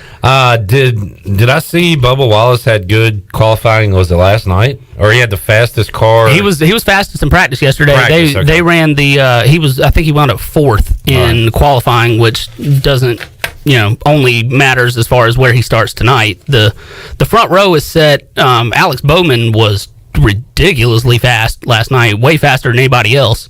And then William Byron wound up on the front row with him. So that's where they will start Sunday. And then the rest of the field will be set tonight. So what about the clash with Busch winning that? That has nothing to do. No, that's an exhibition race that has nothing to do with anything else. Oh, so the only thing that is set for Sunday is the two drivers you just mentioned, Bowman and... Where they will start is, Okay. They're the only two who know where they will start, assuming nothing crazy happens and they don't get torn up tonight. We'll figure out the rest tonight? Yeah. Okay. All right. Good deal. That is at 7 o'clock on FS1. Kyle Larson back in the mix. I said this at the time. If you go and read what Kyle Larson said, a lot of guys really don't own up and give you a full explanation on their screw up. That was one of the best explanations and apologies I've ever seen. For sure. So, like, I'm kind of on board with Kyle Larson right now, and I hope he does well. Great driver. In fact, Jordan, when he was booted from NASCAR, he was running other events, right? And like dusting everybody. That dude showed up on dirt. Which isn't really fair, right? You're Just like, about every... I'm going to go out and drive my car tonight. Then you see Kyle Larson in the race. So, well, that... I'm half joking when I say it's not fair. Yeah, no, and I mean, unfortunately, there are plenty of people out there who say that who are not joking, and they act as if he's showing up at these World of Outlaws races, running against guys who don't ever run a sprint car. I mean, he was showing up and beating guys who that's what they do, and so legit that is their craft, and so. The dude is just mad talented, and to your point, what he was talking about with the stuff that came out around when he kind of reemerged into the public eye. One of the things that I was the most impressed with was the fact that there was the statement and the essay that he wrote and the interviews and all that, but then you heard from the people about how he actually went and was doing sort of some public outreach stuff that you didn't hear about until like weeks and months later, which to me is always kind of the thing, because it's really easy to go out and do that just for the sake of having your picture taken and being like, oh, look what Kyle Larson's out here doing, trying to, and to have his PR people put it out. Trying to rehabilitate his image, but that was not the route that they went here. Exactly. So I'm with you. I think, there's been enough people around NASCAR who have said the dude deserves another shot. And there's been people outside of NASCAR saying the same. So I'm looking forward to seeing him back on the track this year. And in a Hendrick car. So how about that? What were the big team changes, if any, this offseason? Oh man, a good number. Okay. You got Bubba Wallace moving to the 23. The 43 that he left behind is filled by Eric Jones, who got booted from the 20, which is now driven by Christopher Bell. You've got Larson. Ross Chastain is moving up from the Xfinity Series to take over the 42 car that Larson used to drive. There's a couple of other smaller ones. Daniel Suarez is driving for a team that is co-owned by Pitbull. I saw that. So we'll see how that goes, but. There's a good bit of shifting around, and then of course didn't change teams, but Alex Bowman moves from the 88 to the 48, taking over for Jimmy Johnson, and promptly put that car on the pole for the Daytona 500. So it's a pretty solid start. Who went to the 88? Did you? The 88 went away, and they replaced it with the 5 and put Kyle Larson in it. Gotcha. 10-4. All right, good stuff from Jordan Anders. Let's take a timeout, Wes. We'll come back. We'll talk about Sunday in particular. I do want to ask you, too, which I think we still have plenty of time to discuss this, but the Tony Stewart racing deal, your thoughts on that? It's not coming up till later this summer.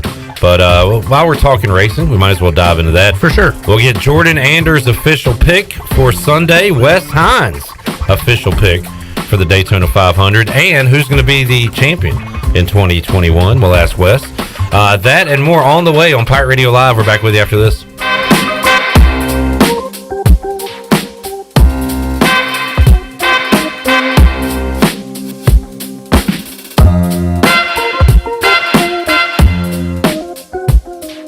Here with with Mike Mullis from Fixed NC. And Mike, you were telling me the other day, people ask you all the time, I didn't know you did that. What does that mean? You know, anything that involves property damage repair, call us first. If it's your crawl space, you've got interior humidity issues, a water loss, your ice maker line breaks, obviously fire and smoke, everybody knows we do those, but anything that involves interior or exterior property damage, we're your repair experts. Mike, how can everybody get in touch with you? 252-999-0001 or fixednc.com.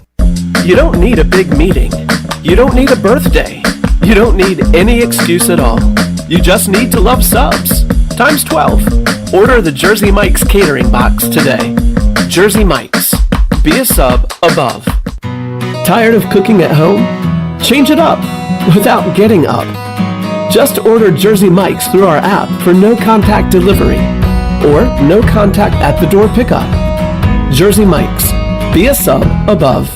You've worked hard to start your business and are working even harder to make it successful. That's when it's most important to have a community bank and a local banker in your corner. This is Eric Clark from Select Bank and Trust. Our team of local bankers care about you, our customer, and the communities in which we all live and serve together. As the business and economic conditions of 2020 threw you many curveballs, our team at Select Bank and Trust remains steadfast in being responsive to your ever-changing needs. In 2021, choose Select Bank and Trust. Bank local, bank select, member FDIC.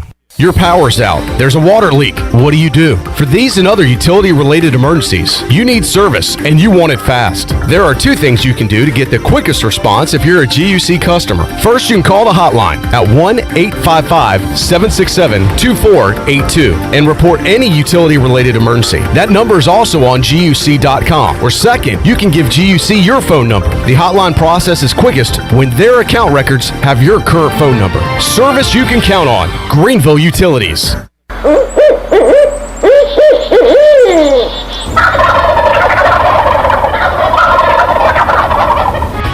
Join us for the first annual North Carolina Strut Masters Championship on Saturday, April 10th. Presented by Crescent Tools. Brought to you by Mountain Dew, Yeti, Sam Jones Barbecue, Spring Hill Outfitters, and Nomad. Compete against some of the best turkey hunters in the country, like Michael Waddell, Hal Schaefer, and Nate Hosey. Live performances by Nate Hosey and much, much more. Registration now open for two-man teams at ncstrutmasters.com. Teams with the top scoring birds will win big cash prizes, up to $15,000. The tournament is open to residents and non-residents that have access to hunt properties in North Carolina. Deadline to register is March 31st. Weigh-in is at R.A. Woods Farms, 39 Vanderford Thomas Road in Farmville, North Carolina. We'll see you there. I'm Michael Vaughn with East Coast Grading and Utilities. Many of you know my dad, David Vaughn, and his work in putting in subdivisions all over Pirate Nation. But East Coast Grading and Utilities is not just for those type of big jobs. We're here for the homeowners. Whether it's concrete, driveways, hauling rock, or sand, whatever you need, East Coast Grading and Utilities can get the job done. Call us at 252-531-7494 or check us out on Facebook at East Coast Grading and Utilities. Hey Pirate fans, this is Blake Hardigree with ECU Baseball. I want to invite you to join our team on Saturday, February 13th virtually for our 2021 Pirate Baseball Banquet. Our keynote speakers are former ECU players Alec Burleson and Bryant Packard. We will have an auction through the Handbid app starting at noon on Saturday, February 6th and closing on Saturday, February 13th at 6 p.m. All proceeds from the banquet will go directly to ECU Baseball. Check ECU Baseball social media for the links and get your tickets today. We look forward to having you. Go Pirates! This is Coach Steve Shankweiler, offensive line coach for East Carolina University football, and you're listening to Pirate Radio, the voice of the Pirate Nation.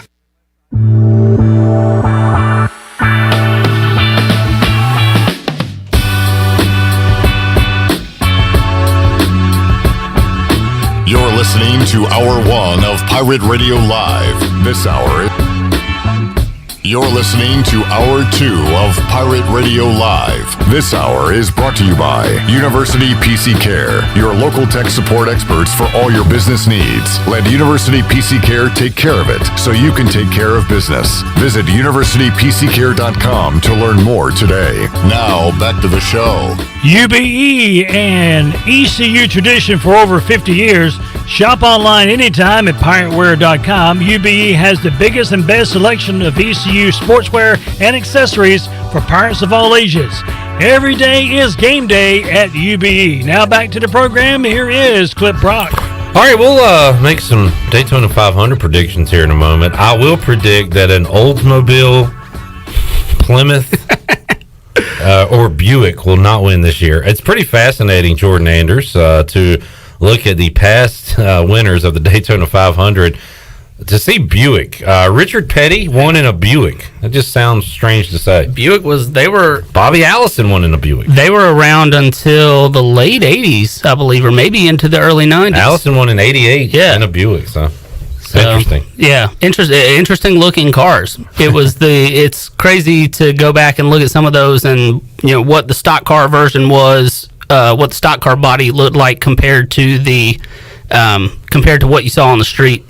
Ryan Newman won in a Dodge in 2008. I mean, right now it's Ford, Chevrolet, Toyota. That's it, right? Yeah, Dodge went away in 2013 at the end of 2012 because Brad Keselowski won the championship driving a Dodge, and then Dodge was like, "No, we're out."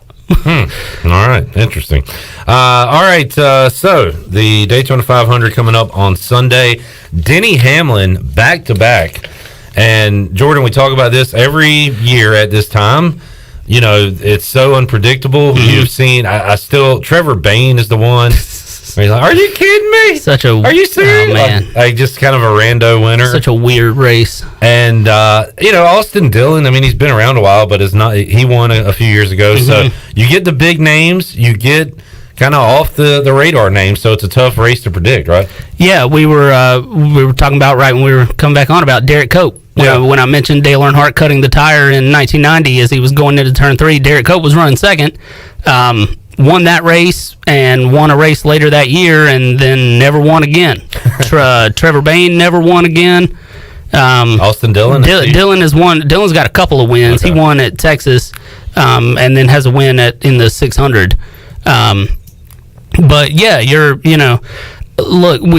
speaking of Dale Earnhardt, the 20th anniversary of his death being later this week, Michael Waltrip winning that race after having never won a race for 15 years before that. That man won 3 Cup races in his career. 2 of them were Daytona 500s. Wow. Which is insane. And it was 2 within a 3-year span. So, but yeah, what Hamlin has done, and that's the crazy thing, is the fact that it's definitely unpredictable, but at the same time, you still have those guys who are always in the mix. Like, they may not always win. Hamlin may not always win or finish in the top 2 or 3, but he's always going to be in the mix there late. Couple of years ago, the year maybe it was the year Austin Dillon won. Anyway, he and Bubba Wallace wound up in the wall there at the start-finish line racing for second. So I think he finished third because Bubba got second that night. So that's another top 3 finish there in the 500. So I heard Denny on an interview today saying that the stats show that the most common wreck occurs at position 2.7. I believe that's what he said. Well, look, I mean, you look at last year. That's how he won the race. He was running third, coming off turn 4, and Ryan Blaney and Ryan Newman get into it, coming to the checkered flag, and he sneaks through and wins. So, if you're that feels like so long ago, that Newman. No wreck. Kidding. Yeah, absolutely. So if you're looking for a winner on Sunday, about the latest you can make your pick coming out of turn 3. You might want to pick the guy running third because he's going to be the one who's in the best spot if the top 2 guys get together like they did last year. One note kind of going into this season, and we'll get back to Daytona specifically, but so the defending champion is Chase Elliott, but NASCAR is so strange because Kevin Harvick and Denny Hamlin had the best years in 2020 by a very wide margin. But not even really close. Yeah. I mean, Elliott did end up winning 4 or 5. I mean, he won a lot of races, but nowhere close to Harvick and Hamlin. Right. So, like, who's the guy to beat in 2021? Is it the champion or is it one of those guys? That's a good question. I think there's a lot of expectation that it is going to. I mean, until Harvick and Hamlin show some signs of slowing down, you got to envision, especially with much of the same aero package from last year, that they're going to pick up right where they left off. But it's interesting because even just as far as winning the championship goes, even just the way that they've talked about Chase Elliott through the Busch Clash Tuesday night and in qualifying last night, there's just kind of that different air of when you talk about that guy, because he's a champion now. And so I think you kind of have to expect that team is going to build on that, because it definitely seemed like they got stronger as the year went on last year. They were really good right after they came back from the pandemic. And then they kind of went into a little bit of a lull, and then they were strong there at the end. So I think they're definitely going to be, I don't know if you maybe look at them as the team to beat. I still think you go to the 4 and the 11 first, but he's absolutely going to be there in the discussion. Steven, good question. I'll ask that in just a moment, but first, we kind of talked about this with Weaver on Tuesday. Kyle Busch, it's not like he was Jimmy Johnson last year, kind of retiring, I'm out, I'm old. He just had a bad year. Like, do you think he can bounce back, or are we seeing the decline of Kyle Busch? I think you have to take everything with a grain of salt with the way that last season unfolded, with the big layoff, the long layoff there with COVID, and then when they come back, not having any practice or any qualifying or any of that stuff. So is he like Carolina, Duke, Kentucky, Kansas basketball this year? It certainly that certainly seems to be an apt analogy, because it seemed like of anybody who struggled, who seemed like they were the farthest off when the race started, it was that team. And you really kind of got a sense of how important it was that they had the weekend to dial in before, when they didn't have it. So they switched up his crew chief. He has a new crew chief he's worked with before in the Xfinity series, but so that always maybe gives a little shot in the arm to start. But again, it's the same situation where they're still going to be building cars and going to the racetrack more often than not, where they're going to just roll up and roll out. So the question is going to be whether or not they're able to adjust on the fly better than he was with Adam Stevens last year. Steven on Facebook Live asked, which young driver do you see stepping up after some of these other great drivers retire? Who are the young bucks coming up, Jordan? Well, you look at Elliott, obviously. The young guys at Hendrick is so weird, because like 3 or 4 years ago, all those guys were over like 35. And now Kyle Larson is the oldest guy there, and he's like 27 or 28. And so you've got William Byron and Chase Elliott, obviously. I really think that Alex Bowman, like I said, that wasn't a team change. They really just put the 48 on what was the 88 team. Mm-hmm. But like I said, they won the pole last night for the 500, showed some speed last year, won a race at Fontana, I believe it was. And so I think he's going to really have a big year. And then the one dude, and this may be a little bit of foreshadowing for later on, but I really think it's going to be a big year for Ryan Blaney, because they were strong Tuesday night, and he's, like I said, he's really good on the road courses. He's another guy like a Denny Hamlin, who when you go to restrictor plate racetracks, he's always in the mix. He's won a couple times at Talladega, and it just seemed like last year they had way more speed than I expected after Penske kind of swapped all of its crew chiefs around. And it definitely seemed like he was, had kind of lagged behind. Obviously, he's younger and been there for less time, but had always sort of lagged behind Keselowski and Logano as the third car, kind of distant to those other two. But I really feel like they've made some big strides in the last year or so, and I think they're going to continue that this year. Well, I feel like, I'll say we, probably you, have been good at picking out, like, the next big thing. I feel like we talked about it with Larson, like, as soon as he wins one, he's going to win a handful. We said the same with Elliott, and it happened last year in a big way, right? Yeah, I picked Chase Elliott to get his first win for like a year. Well, you had to wait a little while, but it happened. So, like, maybe Blaney's the next guy on that list that you think could win, maybe in bunches. So that's the thing. Like, he's won before, but this genuinely feels like a year where they could go out and reel off 4 or 5 and be a contender for the championship later in the year. All right, so Denny Hamlin's not going to win Sunday because the odds you can't win 3 in a row at Daytona. He's the fourth one to win back-to-back, but I was looking through it. Nobody's ever done it, right? No, nobody's ever done it. Cale Yarborough, I think Richard Petty, and Sterling Marlin were the other two, were the three who had done it back-to-back. But that just, I mean... So he's looking for history. It just goes to show how difficult it is. Yeah. And, Dale Earnhardt Jr. won it twice, and it took him 10 years in between. So, it's just... everything is such a crapshoot. And like I said, for Hamlin, he had the lead when they took the white flag last year. Blaney and Newman got together and blew past him. And, I mean, coming off turn 3, he had no shot. Or coming off turn 4, he had no shot to win until Blaney hooked Newman and spun him out, and Hamlin got through and was able to win that way. But you gotta have all the right breaks, but you also gotta be good enough to put yourself in position to take advantage when those breaks present themselves. And I noticed this too, just now looking at this. Speaking of droughts, Joe Gibbs Racing won. Dale Jarrett won in 1993, which was like year 2, or right? Yeah, I believe it was year 2 of Joe Gibbs Racing. Didn't win another one until Hamlin won in 2016. Was that a storyline? Like, can Joe Gibbs ever win again? Not really. Yeah, I don't know so much. It was a heck of a drought. Oh, for sure. And it same goes for teams, just like they do for drivers. So, but they're so good so consistently that Kyle Busch had one of the fastest cars there last year, and then blew up before things got super crazy there at the end. But he led a bunch of laps and was in contention. So, Truex is not one of those guys who comes to mind as really dominant at the plate tracks, but he's solid as well. And then, of course, Christopher Bell is kind of a question mark in the 20 car.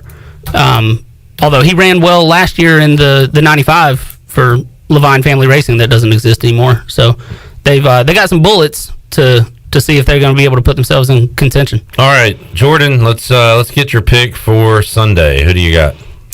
I got Blaney.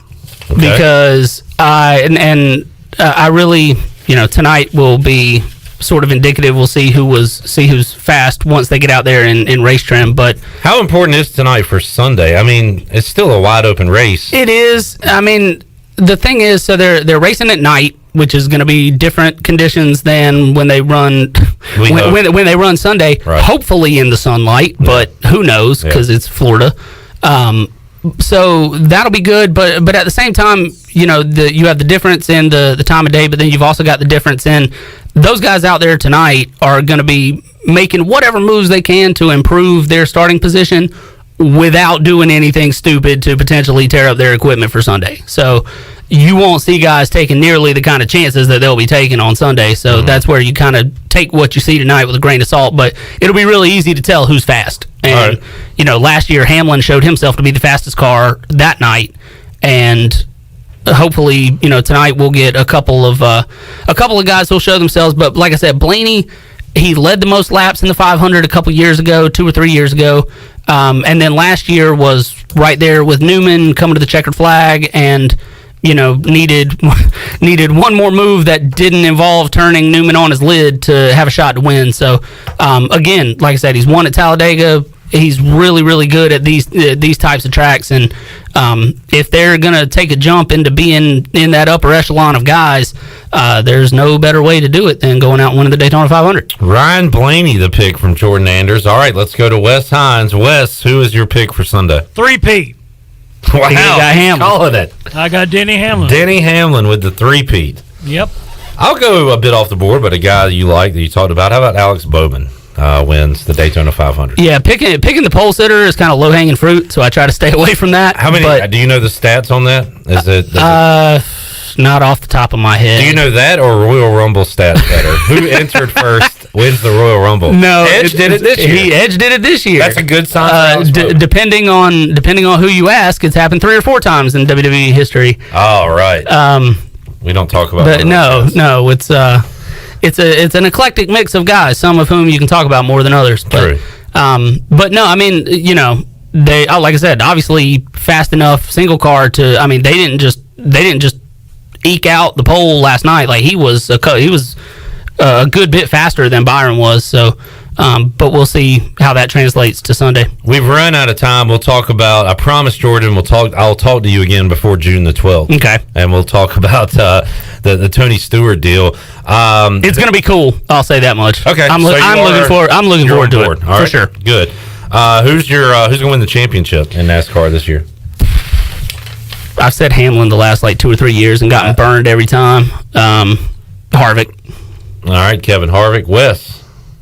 I'm going back with Hamlin again. All right. Denny. Sticking to his guns. So I like it.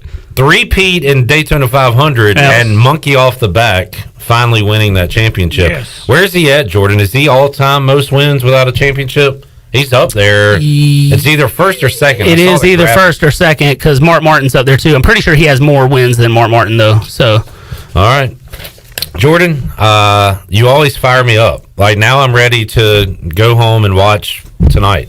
Let's go. So I really enjoy having you on, man. And we'll keep in touch. We'll talk to you. We always talk to you this time right before the playoffs start, and usually get you in the middle somewhere in there. So we'll get you on again. I'll be here. All right, good stuff. We will take a time out, come back. Stephen Igoe, Hoist the Colors, was bumped today for our NASCAR expert. But we'll still get a few minutes in with Igoe. Sorry, Igoe. That's all right. We'll see what's going on with ECU Athletics when we return on Pirate Radio Live. We're back after this.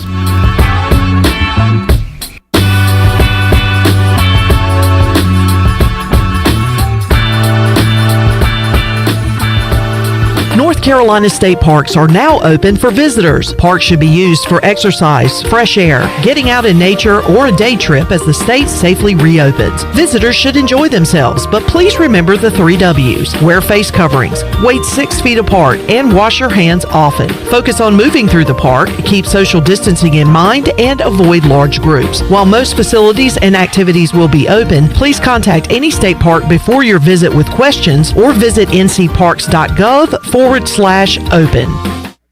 Hey Pirate fans, it's time to get your yard done right with the new John Deere mower from Quality Equipment. Our premium lawn care lineup is what every homeowner needs this spring. A John Deere will change the way you mow with easy-to-use attachments, effortless steering, and intuitive controls. Right now, save up to $700 on X300, X500, and X700 series mowers. Learn more at QualityEquip.com and get quality done right. Offer ends 3/1/21. Some restrictions apply. See dealer for details. Your future is yours to create, and with the leadership development of Army ROTC, you're capable of taking command of it. Even in the midst of a pandemic, enrolling in Army ROTC prepares you to thrive as a full-time college student. Our specialized elective courses will equip you with the skills necessary to succeed in life, all while earning money for education. A strong future takes a strong force. Find out how to lead at goarmy.com/ECU. To learn more, contact Dale Anderson at 252-622-5346 or Anderson at ECU.edu. Villa Verde on 10th Street, Greenville's only Dominican restaurant, now features a brand new lunch menu, Monday through Friday, 11 a.m. to 2 p.m. Choose from your favorites like the Villa Verde Burger, the Veggie Burger, the Cuban Sandwich, the Dominican Club, the Villa Wrap, the Vegetable Sandwich, the Big Poppy Steak Sandwich, or create your own bowl, all with your choice of side and a drink for under $10. If you're looking for a high-quality, healthy, and affordable lunch, Villa Verde is your place. Villa Verde, a platform for good. Find yourself working from home or at least spending more time there? Want some remodeling for your house or a fresh look? How about a new deck or screened-in porch to add livable space outside? Don't know who to call? Well, you do now. Call the professionals at R&R Remodeling. They've been serving the local community for 15 years. Ronnie and his crew can help you today. Call for a free quote, 252-286-4119, or visit R&R Remodeling on Facebook. R&R Remodeling, construction you can count on. There's no better time to drive away with a quality pre-owned car, truck, or SUV from Greenville Auto World. Greenville Auto World is your authorized rough country dealer. We specialize in lift and leveling kits along with custom wheel packages. Whether you're looking for ground clearance or enhancing the appearance of your vehicle, trust our team for your off-road experience. Greenville Auto World, 3840 South Charles Boulevard across from Hardee's at Bell's Fork, or online at greenvilleautoworld.net. Hey Pirate Nation, this is Sam Jones, and we're open and here to serve you with some of the best whole hog barbecue, chicken, turkey, ribs, and homemade sides every day for lunch and dinner. There are 3 easy ways to enjoy Sam Jones barbecue. Swing by our drive-thru window or try one of our 2 curbside takeout options by calling in your order at 689-6997 or ordering online at samjonesbbq.com. We love Eastern North Carolina, and we invite you to come by and enjoy some great tasting Sam Jones barbecue today. Here today with Gazelle, also known as Brad Bagley to his friends and family. Why F3? Well, I've been doing F3 for 5 years now, and it's just become part of my routine. I started out thinking that I was in shape, didn't realize how out of shape I was until I came out here, and now these guys are just good friends, and I can't imagine life without them now. One letter, one number, F3. Fitness, fellowship, and faith. All workouts are free of charge and open to all men. Leave no man behind, but leave no man where you find him. Learn more today at F3ENC.com. This is Coach Blake Carroll, Defense Coordinator for East Carolina Football, and you're listening to Pirate Radio, the voice of the Pirate Nation.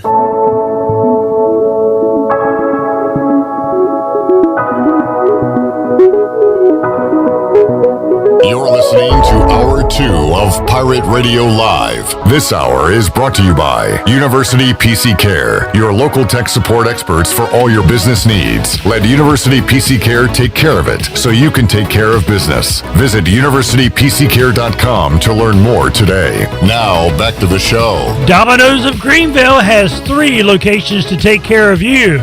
Take advantage of the week-long carryout deal of all 3 topping pieces for only $7.99.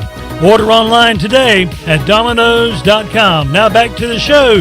Here's Clip Brock. All right, Wes Hines filling in for Shirley Rhodes today and Friday. Thank you, Wes. Great job. The big dog Glenn Griffin is here. Stephen Igoe is here, joining us on the Fixed NC Live line to talk some ECU athletics with us today. Stephen, how you doing, man? Doing pretty good, Clip. How about yourself? Cannot complain. Let me get this out of the way first because we had a request on Facebook Live. From Johnny Gardner. Clip, a reminder to ask Igoe about Prometheus. I'm glad he reminded me because I would have forgot. So I saw this the other day so ECU is sending out, I guess, these graphics, Igoe. Maybe you can explain it a little better to high school kids. And this particular graphic, which I've seen a lot of players post, it's like a phone and like Beats headphones, and it says recruiting recap, and it's got the player's name, Spotify. I mean, it's a pretty good looking graphic. But this kid named Prometheus Franklin II tweeted this out. Now, is he a recruit? Is he like a prospective recruit? I'm not into recruiting, but if there's a guy named Prometheus out there, we got to get him to Greenville. So what do you know about this situation and this kid, Igoe? So I know very little about this kid, but I did just Google his name as you said it. And he is a dual threat quarterback from Greenville, South Carolina, and has no Division I offers at this time. But what you're seeing is basically, these graphics, they get sent out to basically every recruit that's in a coach's area or has some type of connection or is on the board in any capacity. So it's just a way to keep the recruits engaged. So, I mean, you probably saw, if you Google East Carolina on that day, you probably saw, 50 to 100 recruits tweeting out that same image, but with the, it's specialized for that specific recruit. So it's just something that every school does, the same type of thing, really. It's just part of recruiting now. You have to have a graphics team because the recruits call them edits. So every recruit, wants a good edit. It's kind of a way of just showing love, keeping your school in their mind, that sort of stuff. But yes, I don't know too much about Prometheus Franklin II outside of what I just Googled. Man, one of the best names in the game. We got to get that kid here to Greenville, North Carolina. One guy trying to bring some talent to Greenville is Chris Foster, Igoe, and I'm going to go ahead and say it. I'm a Chris Foster fan. We had him on the show in Hour 1. He's the new running backs coach at ECU, and I like he's a country boy. He said he's not a big city guy. he seems like a really good fit for this staff, Stephen, and not every coach kind of fits into their situation, but I feel like he will fit in. I'm also going to say he's probably the youngest coach with the most experience in all of America.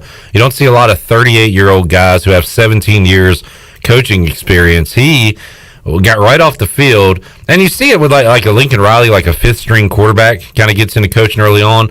He was an all-conference running back and then went right into coaching his teammates the previous year. So got a good resume, Igoe. I like his attitude, and really impressed with him when we had him on in hour one.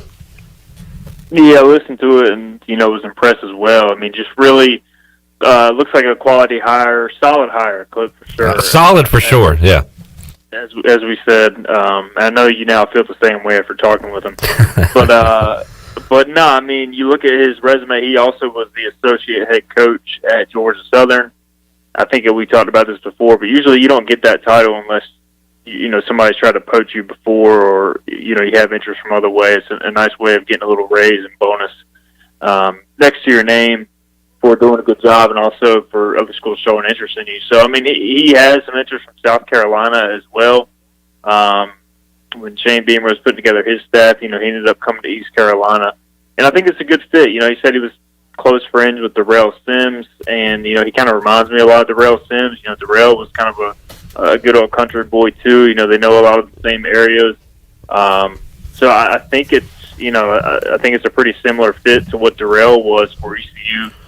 Moving on to Chris Foster, and just like Darrell, he recruited Rajay and Keaton out of high school. He just didn't land him. He was at Georgia Southern, and now he gets to coach him at East Carolina. So I think it'll be a pretty seamless transition. I mean, he'll have to kind of relearn the offense and all that sort of stuff, but I think it's a good fit. I thought that was kind of interesting, Igoe. I asked him who he had relationships with on the staff, and you don't hear it a lot, but the guy whose job he's taken over for is the guy he was closest with, but he talked about his relationship with Mike Houston as well. But that was pretty neat that Darrell Sims on the way out might have helped ECU get better. That was pretty cool. Yeah, I mean, from what I've gathered, just talking to people around Darrell, I mean, I think even though he, it was a no-brainer decision to go to Louisville because of the money upgrade, and obviously going to the ACC is a big career opportunity. But I still think it was a tough decision for Darrell to leave ECU and specifically to leave Mike Houston's coaching staff because, I mean, he had been with Mike Houston since James Madison. They've developed a very tight bond.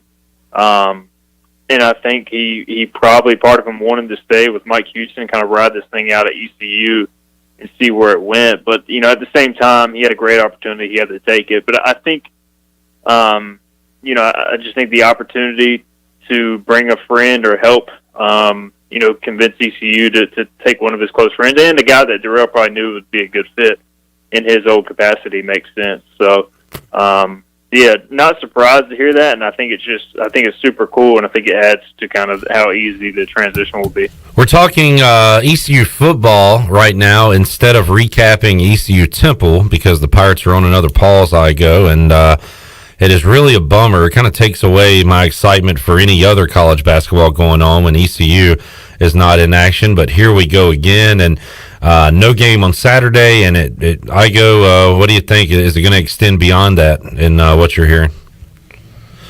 Yeah, I was on the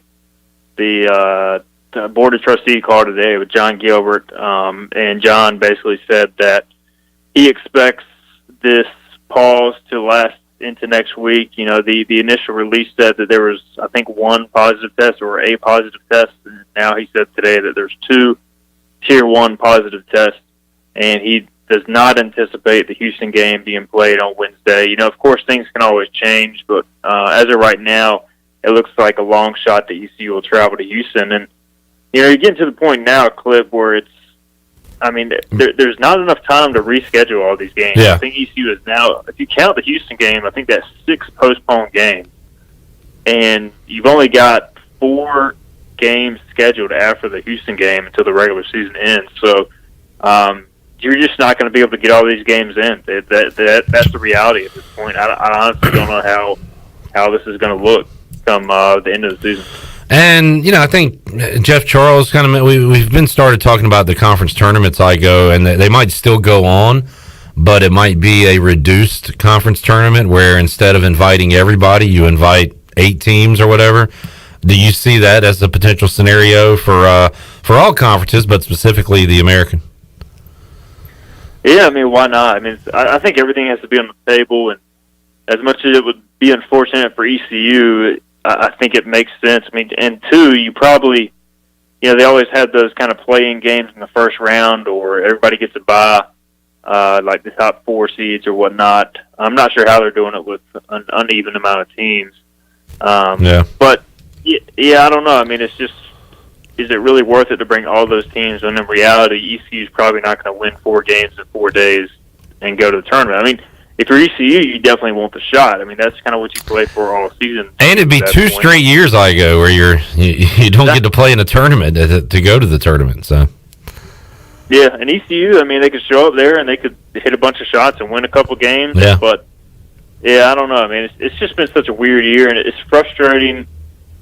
Covering the team, I'm sure the coaches and players are frustrated for obvious reasons, but it's hard to, know as a reporter, and I'm sure as fans, we can't really tell what type of progress the team is making or if they're making progress because of all the pauses, the guys in and out of the lineup. Like, it's just such a jumbled year.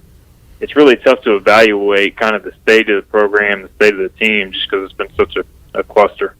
Stephen Igoe, Hoist the Colors, joining us. You can check out hoistthecolors.net. And Igoe, we hadn't talked about this either. J.P. Gunter leaving the ECU program. What was his role, Igoe, and when would that position be filled, do you think? JP, so he was the director of player personnel and recruiting. Basically, every FBS program now has this role where you kind of have a guy behind the scenes in charge of roster management and kind of just the point man for recruiting in terms of organizing everything, kind of being the main organizer of all that sort of stuff for like visits, camps, prospect camps, that sort of stuff. Of course, a lot of that with COVID was kind of thrown out the door this past year, but still a very important role. And so JP, he ended up taking a scouting job with Catapult Sports, which is, does a lot of work in just the college football industry in general. He's actually the regional scout for the Carolinas because he's, coached up and down the Carolinas, and so he's got great familiarity there. But he obviously is leaving the program, so they're bringing in somebody else in that position, which I think is becoming a more crucial position every year as we move forward with just everything that goes into recruiting. But what I understand, the process is done, the hire has been made. It's just a matter of finishing off the signatures and all that sort of stuff, and they should announce it in the coming days. Stephen Igoe joining us. Igoe, appreciate your time as always. Have a fantastic weekend. We'll check you out on hoistthecolors.net and talk to you again on Tuesday. All right, Clip. I'll see you next week. See you, man. There's Stephen Igoe from Hoist the Colors joining us. We are wrapping up hour 2 as we do. Some good news to pass along to you Pirate fans. How about HV3? Harold Varner III playing in round 1 of the Pebble Beach Pro-Am. And Harold right now is 4 under par and tied for 19th. 4 shots back of the leader. Patrick Cantlay right now is 8 under par. So Harold Varner III, pretty strong opening round for HV3. We'll keep you up to date on what he's doing throughout today and tomorrow. Let's take a time out. We'll come back. Big hour 3 on the way. Troy D, Rick Smith, Ronnie Woodward, and we'll make you a winner. Open up the booty bag. That and more on the way on Pirate Radio Live. Back with you after this.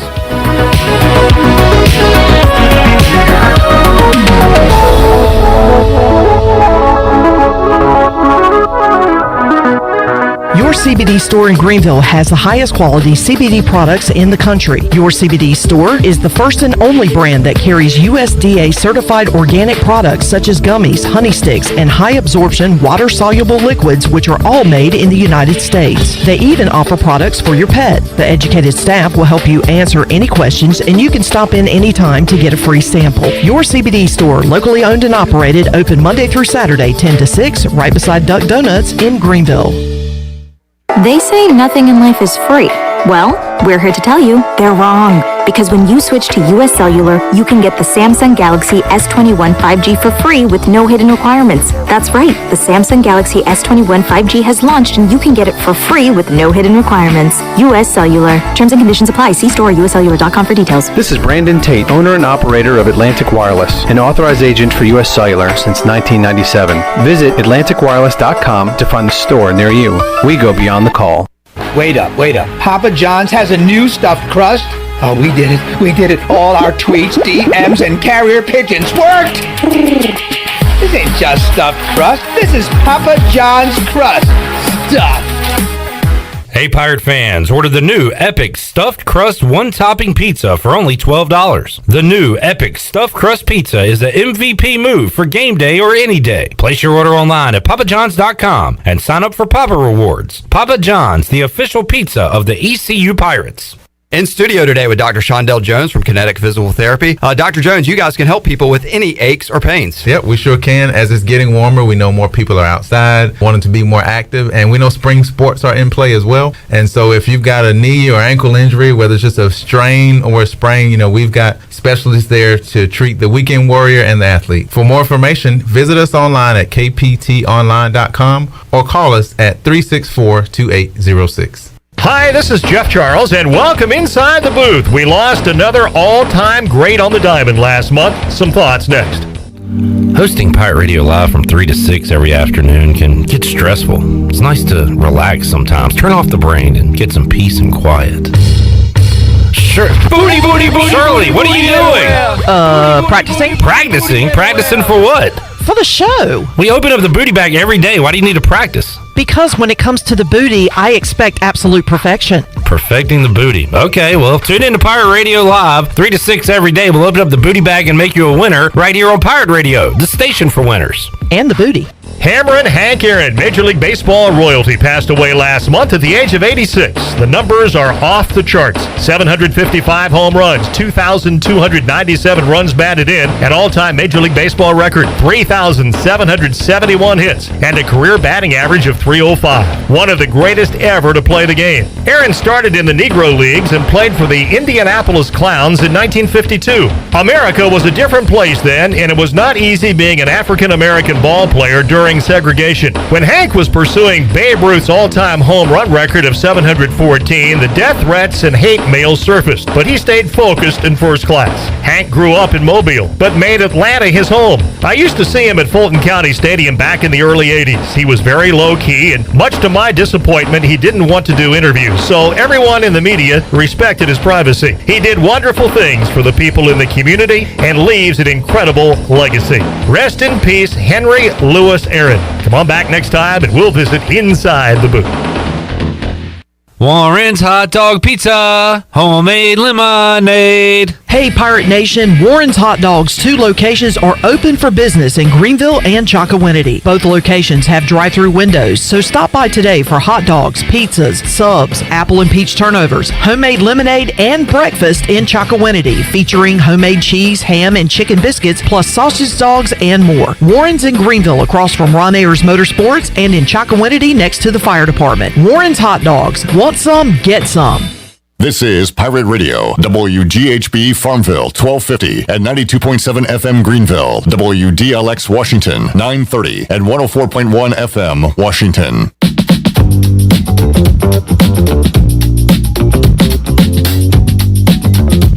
You're listening to Hour 3 of Pirate Radio Live. Now, back to the show.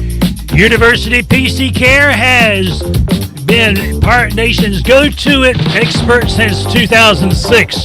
University PC Care are the local tech support experts for any business needs. Let University PC Care take care of it so you can take care of business. Visit universitypccare.com to learn more today. And on your Wells Fargo Advisor Stock Market Report, the Dow was down 7 points at 31,431. NASDAQ at 14,026, up 53. And the S&P 500 up 7 at 3916. On your Wells Fargo Advisors financial report. For a personal look into investing, call Wells Fargo Advisors today at 756-6900 in Greenville. Wells Fargo Advisors, LLC, member SIPC. Now back to the show. Here is Clip Brock and Troy Dreyfus. All right, Wes Hines filling in today for Shirley Rhodes. Shirley will be back on Monday. Troy, it's 5:04. If you're listening to our live edition, Wes Hines producing. Are you having some flashbacks here? Man, it's like 2003 all over again. Good to see you, Wesley. How you doing, buddy? I'm doing great. You doing looking great, good. man. You got a nice shirt on. The 51st State Pirate Radio tee right there, yeah. long sleeve. He talked about all the weight he's lost. That shirt is a little loose on him. I know. You look seriously look good. Thank Get you a haircut next. That You'll will be rolling. tonight. That will actually be tonight. Okay, so you're gonna have a new look for the ladies tomorrow. Yeah. It's getting a little shaggy for you. I've noticed. I know. Yeah, I had a haircut mishap yesterday. We can talk about later. You know, I was told about that actually by someone last night. I don't want to lead with that right now, but before the end of the hour, we'll probably share that story. Have you fixed it? I have fixed it. Yes. I was going to ask to. Have you seen it? No, I've got a photo to show you later, but I want to get your reaction live on the air. People were talking about that around town, Troy did. Yeah, we had a malfunction. It was not a wardrobe malfunction. It was an equipment malfunction. We'll explain later. All right. It was a situation yesterday. Go ahead and text me that photo so I can have it up on the screen for the people to see. Put it up on Facebook. I don't think I want this public. I don't know if I want this. I was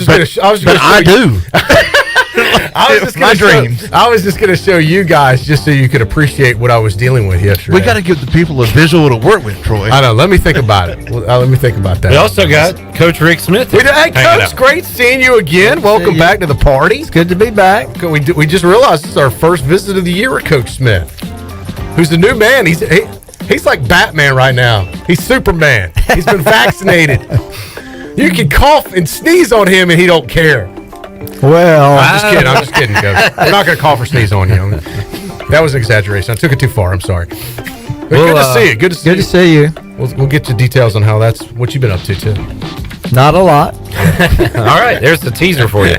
Ronnie Woodward coming up as well today. Troy, a board of trustees call. John Gilbert was involved in that. We'll have some financial and athletics details. Yeah, I want to get to the bottom of these finances with the athletic department. I saw an article yesterday. In fact, Pirate Radio posted that said, hey, look, East Carolina made money first quarter, and then now I want to find out what the details are. Ronnie was there. We'll get to the bottom of it. We'll do all of that and make you a winner here in hour number 3 of Pirate Radio Live. We're back with you after this.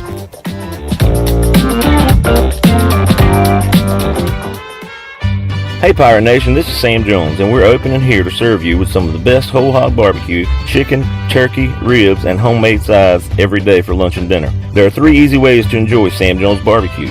Swing by our drive-thru window or try one of our 2 curbside takeout options by calling in your order at 689-6997 or ordering online at samjonesbbq.com. We love Eastern North Carolina, and we invite you to come by and enjoy some great tasting Sam Jones barbecue today. Hey Pirate fans, this is Blake Hardigree with ECU Baseball. I want to invite you to join our team on Saturday, February 13th virtually for our 2021 Pirate Baseball Banquet. Our keynote speakers are former ECU players Alec Burleson and Bryant Packard. We will have an auction through the Handbid app starting at noon on Saturday, February 6th and closing on Saturday, February 13th at 6 p.m. All proceeds from the banquet will go directly to ECU Baseball. Check ECU Baseball social media for the links and get your tickets today. We look forward to having you. Go Pirates! You don't need a big meeting. You don't need a birthday. You don't need any excuse at all. You just need to love subs. Times 12. Order the Jersey Mike's catering box today. Jersey Mike's. Be a sub above. Tired of cooking at home? Change it up without getting up. Just order Jersey Mike's through our app for no contact delivery or no contact at the door pickup. Jersey Mike's. Be a sub above. Have you ever seen those exotic aquariums like the guys do in Las Vegas on television? You ever thought about having one of these aquariums in your business? It's more affordable than you think. This is Hal Pruitt with rentafishtank.com. We can make having an aquarium in your business turnkey with no work, cleaning, or hassles for you. Rentafishtank.com creates a relaxing atmosphere and keeps children occupied. Rentafishtank.com already services many dental, pediatric, and doctor offices, plus hospitals and senior living centers. Check us out at rentafishtank.com. The Rick House is Eastern North Carolina's premier American-styled restaurant and bar. Join us at the Rick House for mouth-watering steaks and the best burgers around. Check out the spicy mahi risotto or the bourbon pecan salmon. Wednesday night is date night. 2 salads, an appetizer, a bottle of wine, 2 entrees, and a dessert for just $55. Thursday is ladies' night with $5 martinis and special apps. The Rick House, American Provisions and Spirits, 710 Red Banks Road beside the bowling alley in Greenville. The Rick House. They say nothing in life is free. Well, we're here to tell you they're wrong. Because when you switch to US Cellular, you can get the Samsung Galaxy S21 5G for free with no hidden requirements. That's right, the Samsung Galaxy S21 5G has launched and you can get it for free with no hidden requirements. US Cellular. Terms and conditions apply. See store or uscellular.com for details. Does the idea of going to your local U.S. Cellular store make you feel a bit uncomfortable? Tired of the hassle of waiting and wearing a mask? Let Toby Williams and his outside sales team take away that worry. They will come right to your home or office and drop your phone off on the porch or at the front desk for you. Saving you time and worry is what the team at Cellular Warehouse is all about. Call Toby today at 252-799-7051 and let them help you with all of your wireless needs. Cellular Warehouse, your local U.S. Cellular authorized agent. Hey, Troy, have you heard about The Place? No, Jason, what place? It's The Place. It's Washington's newest restaurant on the waterfront. The Place is located in downtown Washington in the Harbor District with waterfront seating in the back. We're open for bistro-style lunches Tuesday through Saturday from 11 to 2 and elevated comfort-style dinners Thursday through Saturday 5 to 9. Plus, Sundays, we have the best Southern brunch in town. Man, that's awesome, Jason. The Place sounds like the place to be. It is. We look forward to seeing you there. The Place in Washington, North Carolina. Hey everybody, this is David Glenn, and you're listening to my favorite station in Eastern North Carolina, Pirate Radio, the voice of the Pirate Nation.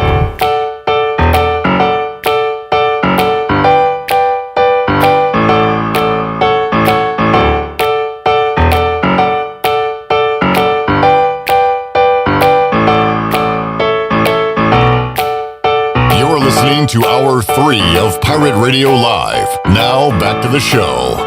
Brown & Wood is your home of the best selection of GMC, Cadillac, and Buick and Mazdas in Eastern North Carolina for over 83 years. Shop their entire inventory online at brownandwoodauto.com or visit them on Greenville Boulevard. Now back to the show. Here is Clip Brock. Wes Hines producing today's program. Shirley Rhodes will be back with us on Monday. Troy D is here. Coach Rick Smith is here as well. Good to see you, men. Good to see you, Coach. Y'all just as ugly this year as you were last year. Hey, and Wes sounds just as bad. Wes has the voice of an angel. Some things never change. A fallen angel that, I thought George W. Bush was here. Is that who, Coach Smith? Don't you think he looks like W? Got a little W. Yeah. Well, I've told that story. I know. Yeah. Now, but for our newer listeners and viewers, well, everybody in Mexico. How'd they get the president on? Yeah, you actually went as him on vacation. If you seriously, one Halloween, I want to put you in a dark suit, and I want to get an earpiece and run around in a Secret Service with a couple other guys, and we'll do Secret Service and the president. That'd be a good Halloween deal if they ever allow like normal Halloween parties again. That'd be cool to roll up to a Halloween party with the president. Yeah. Y'all be a big hit. Let's sorry, got sidetracked. Let's get our guest in, Troy D. I will say, by the way, I have authorized, if you were tuned in today, later on in the show, I went ahead and sent the picture of this. We had a situation with my haircut yesterday that was a disaster. And we're going to show how bad it was later. So we're going to pop it up on the Facebook Live feed. Yes, if you're YouTube. Wow. Yeah, Facebook or YouTube later. I have not seen it. I know you have not seen it. You're going to get I want to get a live reaction from you. All right. Looking forward to that. Yeah. All right. Ronnie Woodward doesn't have any hair. He joins us on the Fixed NC Live line, completely bald. Easy to not mess it up when you're bald, right, Ronnie? Yeah, I'm very intrigued, not to call you out, Troy, but about your hair mess up. Yeah, it was. We had How a. is that possible? Kind of like me having a hair mess up. Right? Yeah, well, I'm going to explain the Did you mess story. up just the side? It was when you see it, you'd be like, "Damn." I was kind of having the I'm same very thought. intrigued. Like, I'm not super intrigued because you don't have a lot. Like, how can you mess Well, up? you'd be surprised how much it grows out now because I'll like grow it out and then I'll shave it back and then I'll grow it out and shave it back and okay. This is one of those situations where we had a mishap. All right, that's coming up later. Yeah, it's coming up later. There's a tease for We'll you. get to the. Yeah, you're going to die laughing.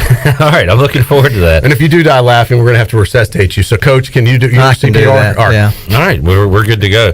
Troy, we were talking during the break. Is everything good at ECU? Well, making millions? Speaking of CPR, I thought the program was like a life support financially, but I saw some article online yesterday. It looked like everything was fine. Like the program made $3 million. Did you see that, Ronnie? Yeah, so that was addressed by John Gilbert, and I was a little skeptical personally, to be honest, when I saw that as well. And John Gilbert mentioned that as part of the Board of Trustees today to kind of inform them. And the words he used were inaccurate as far as the profit part of it. And he didn't say this, but just looking at what I looked at it and stuff of the expenses. I mean, y'all as businessmen know your revenue versus expenses was down at ECU last year. So that's how you would say, hey, they made a profit or not. I can pull up the numbers here.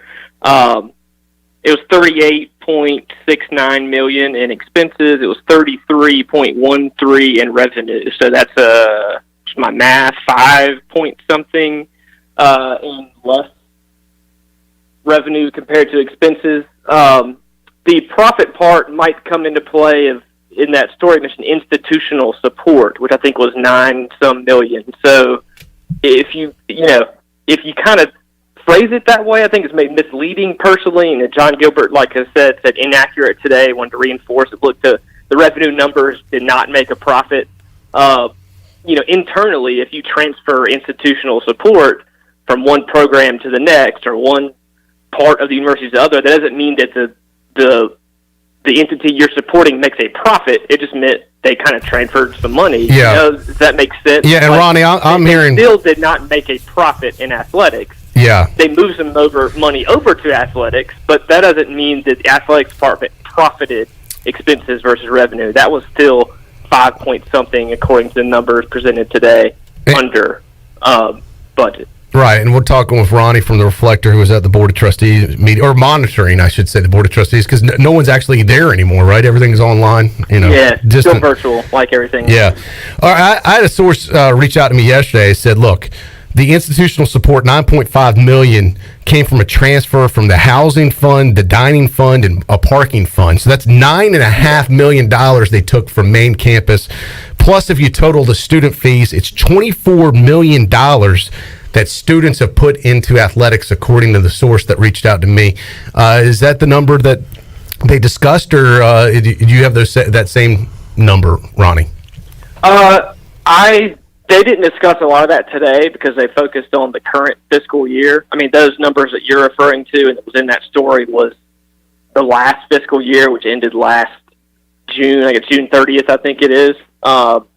But yeah, I've seen a lot of those same numbers, heard that same numbers. It's definitely the institutional support side of it makes sense. If like I said, the actual athletics expenses to revenue was about $6 million, like I read earlier, whatever 38.6 minus 33.1 is, 5.6, 5 point something, $5.5 million.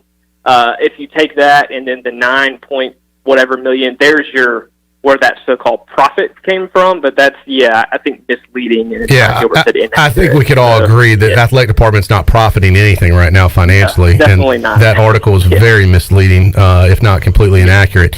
Now, the bigger question is, from what I understand, housing, dining, and parking, they're all reeling and short of funds themselves. I don't know how often they can afford to give $9.5 million each year to the athletic department because they may not have it this coming up year. Yeah, and that's something that just from listening on the last meeting, not today, at least the part that I listened to, but that's something that John Gilbert's brought up, I feel like, the last one or two.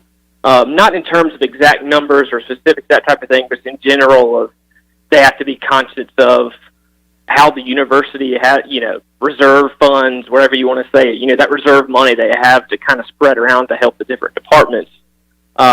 It has to stay in main campus and go to dining or going to different departments. They can't go to athletics every time. So that's where I think, and John Gilbert did mention that today, look, we still have to increase revenue. This article didn't come out and everything's great and fine. They still have to find a way to fund themselves and not rely on the university year after year after year. And that's still the challenge and the problems they're facing kind of long term and big picture is it's a revenue thing. And John Gilbert said today that's tied to ticket sales, and right now it's tied to the attendance being limited, no season tickets. Just the revenue buckets are still dwindling and not able to generate a lot of that. So that's what they're trying to do. And, it's kind of a waiting game to some extent, to be honest, because they're kind of waiting on protocols and on the restrictions from the state level and health officials to see what they can do. But there's not really a lot they can as far as putting people in the stands, as you know. Yeah, no doubt. Any other news and notes coming out of these meetings today, Ronnie?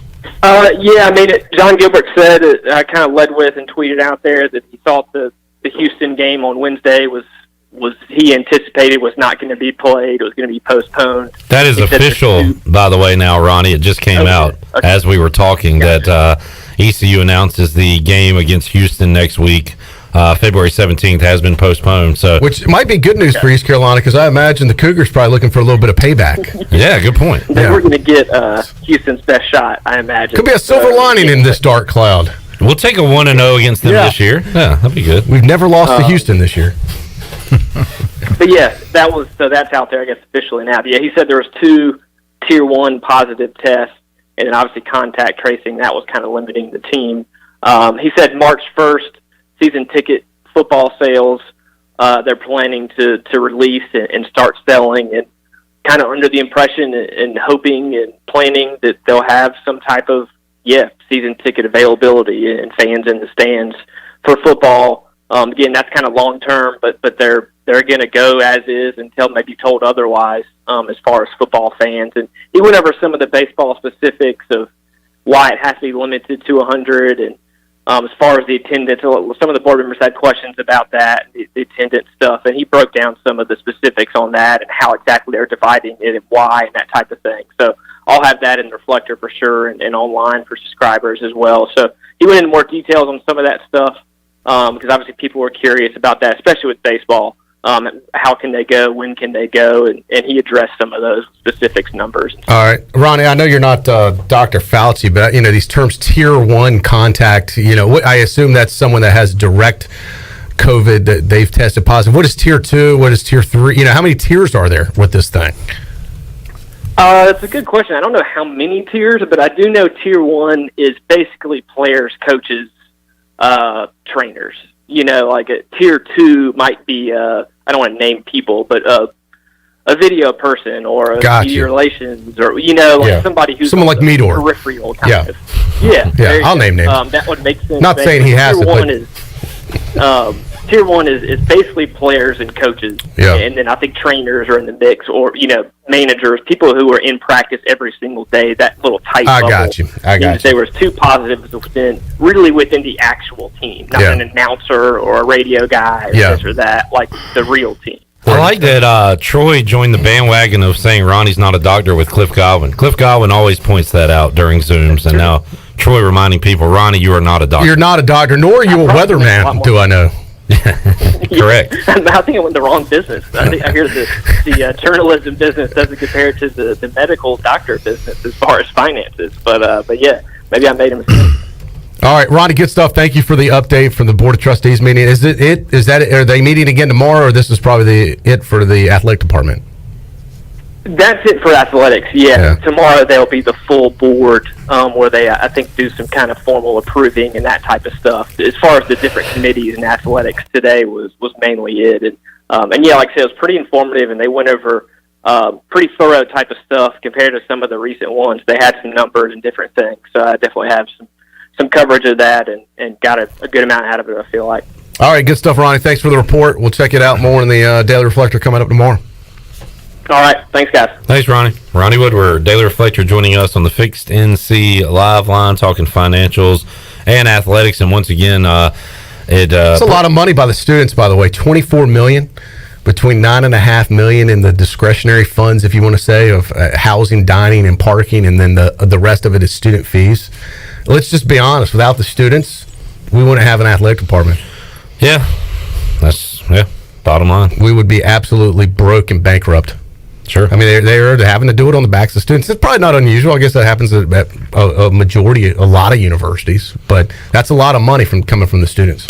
On the athletic side of things, it is official. So thank you, students, by the way. Thank you, yes. And thank us, right? Past students, Troy. Correct. Students and alumni still helping to fund the deal, too. Yes.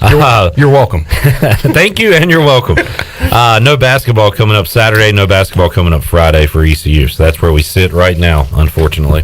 I want to switch gears and talk some football with Coach Smith. Coach, did you watch the Super Bowl? Yeah. Coach, last Friday, my Bucks buddy was on the show. He said it's very rare to see the team with the best offensive line and defensive line an underdog.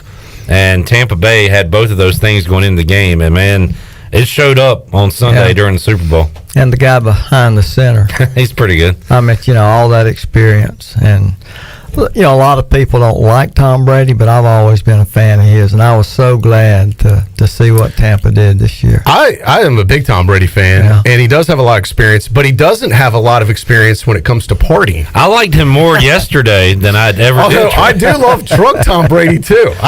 The fact he had to be helped, and all the media's there, they wouldn't even let him walk. The guys kind of walking him. I mean, who hasn't done that from downtown Greenville at some point? When your buddy's walking you your car, or getting you home to a dorm. He had help on the walk of shame. Yeah, I got to tell you, there was probably a time back in the '90s that might have happened to a lot of people, but it was. Not everybody knows how to party like Gronk, Troy. That's right. He's a veteran at the party game. But there's not 50 cameras waiting for you when you walk outside the elbow room. Very true. Down the alleyway past the attic there. Yes. And I give Tom Brady some slack on that. But I could not believe. Either way. No, I thought it was hilarious. What I was stunned at was that he took the Lombardi Trophy and heaved it.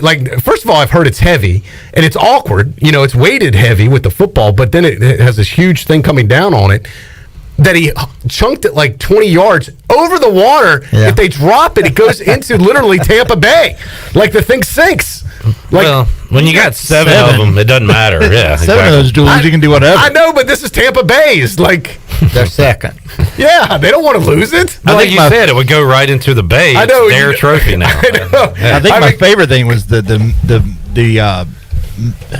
I guess it was just misworded and misspelled tweet that Brady sent out. I got back to that car. Tongue in cheek. He did, yeah. But it was funny, though. I thought it was hilarious. It was funny. That was his first statement to the world after being caught on camera. He does have a good sense of humor. Yeah. So I love it because when Brady was in New England, we kind of thought of him as this closed off, almost like Tom Cruise individual. He just doesn't interact with the outside world. I think, yeah. And I think that's the system up there. Yeah. Is that you're closed off and you don't interact with the outside world. Because he's clearly having a ball. Tell you, my takeaway from it was, damn, Tampa Bay looks pretty good this time of year. It's cold and rainy here. They're on boats. They got their shirts off. This looks like a nice place to live. One of the quotes I thought that I found most interesting in all the interviews that happened afterwards was Bruce Arians saying that he allowed Tom to coach more this year than Tom had coached in the past, and that was one of the things that opened everything up for them. Was kind of letting TB12 kind of take over, and run the offense. And Coach, you come from the defensive side of things. Their defense looked phenomenal too. I mean, that was a Super Bowl caliber defense. The Buccaneers. Every time Mahomes got the ball, somebody was. Their D line was awesome. Yeah, I meant I didn't really know who would win the game, but I was hoping that Tom Brady and Tampa would win the game. But I thought it was going to be close. Because I know my daughter and my grandkids were asking me who I thought would win. I said, well, if I was betting money, I'd bet on Kansas City. But I'm not betting on money. I'm pulling for Tampa Bay. Oh, really? If I was betting money, I'd bet on the Buccaneers. Ain't that right, Clip? I wish I wouldn't have bet no money on it. Not only was I pulling for them, I also bet on them. Yeah, Troy D got me on that one. Coach Bruce Arians was he coached at Temple years and years ago. I met him when I was at Alabama. the last game of our regular season in '86 was we played Temple, and I can't remember.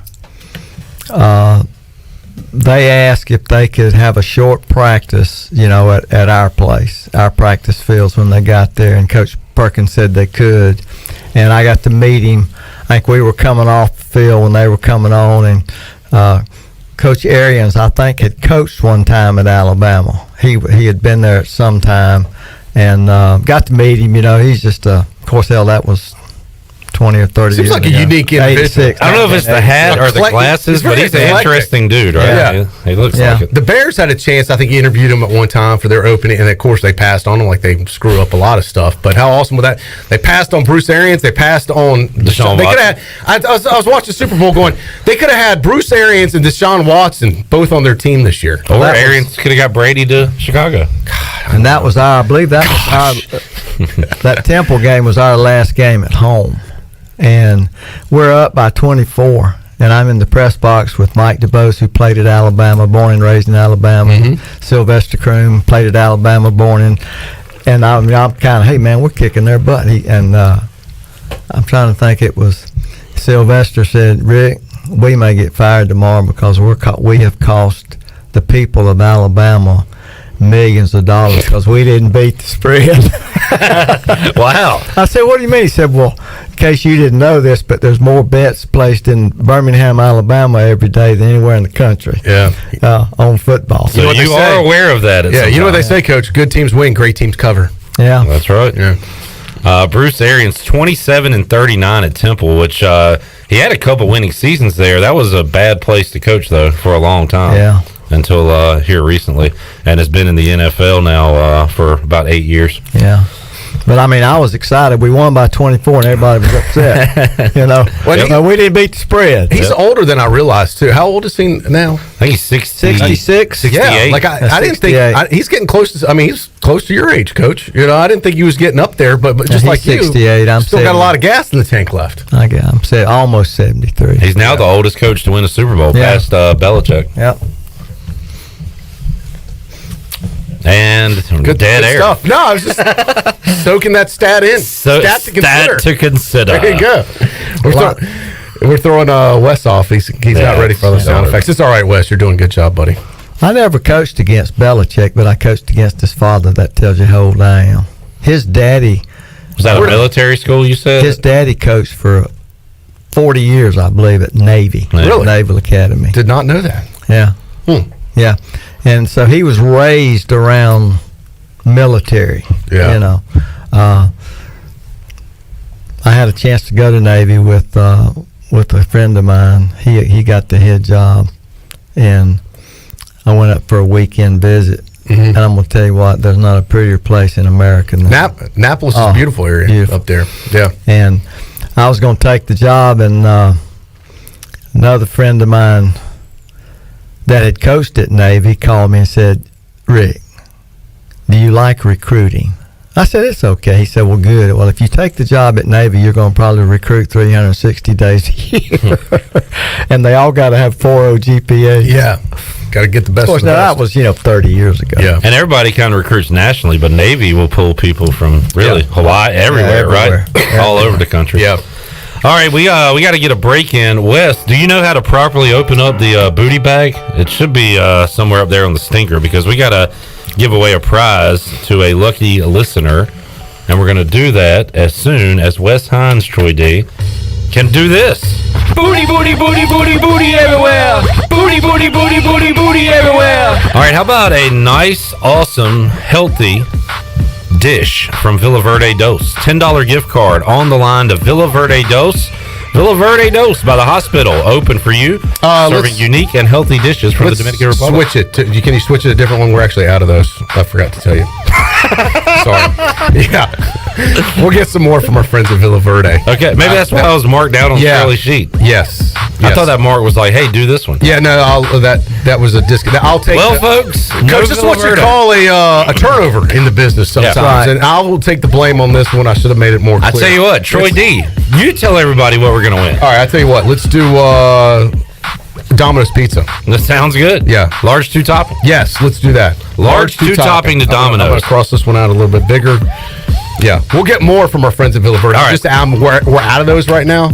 Good deal. I was unaware of that. It's not your fault. Change. That's on me. I will take that. That is my turnover.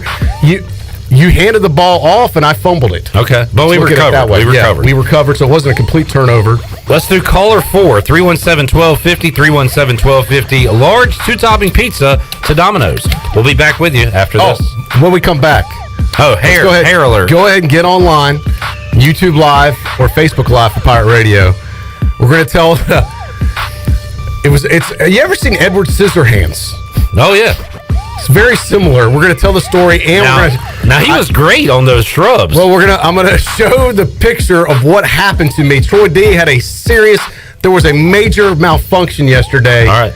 I'm going to share it with our audience against my better judgment. I feel like I shouldn't, but I've been peer pressured into it by my teammates here. So I'm going to share what happened when we returned and show it right after this. Introducing Tommy Club, the best car wash value anywhere. Starting at just $19.99 a month, you can wash your car as often as you like, and also take advantage of our express lanes exclusively for Tommy Club members. You can enjoy a gentle belt conveyor ride to a spot-free shine faster and as often as you like when you're a member of Tommy Club. Plus, our vacuums and mat washers are always free. We're Tommy's Express. Tommy's Express Wash, now open on the corner of Greenville Boulevard and Red Banks Road in Greenville. Hey Pirate fans, this is Coach Joe Dooley. The physicians at Orthopedics East and Sports Medicine Center have been caring for our athletes at East Carolina for more than 35 years. Whether it's treatment for your sports injury or it's time for a joint replacement, Orthopedics East provides the latest in operative and non-operative orthopedic care, physical therapy, and diagnostic testing. For experience and professional services, call the folks at Orthopedics East at 252-757-2663 or visit them online at orthoeast.com. Go Pirates! There's no better time to drive away with a quality pre-owned car, truck, or SUV from Greenville Auto World. Greenville Auto World is your authorized rough country dealer. We specialize in lift and leveling kits along with custom wheel packages. Whether you're looking for ground clearance or enhancing the appearance of your vehicle, trust our team for your off-road experience. Greenville Auto World, 3840 South Charles Boulevard across from Hardee's at Bell's Fork, or online at greenvilleautoworld.net.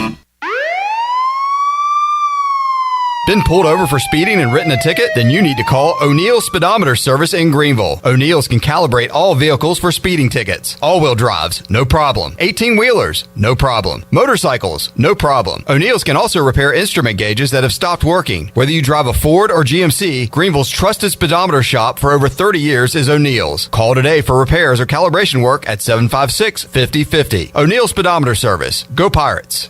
Sawyer's Fun Park is now open in Greenville. This state-of-the-art 40,000 square foot facility features a 2-story LED interactive laser tag, a one-of-a-kind 2-story ninja course, a ropes course with a 180-degree zip line, and it's only one of 5 in the country that are indoors. Multiple climbing walls, a super cool arcade with 40-plus games, and a brand-new full-service cafe and bar for adults. Visit the brand-new Sawyer's Fun Park, now open, located right behind ARU on Corey Road, Greenville.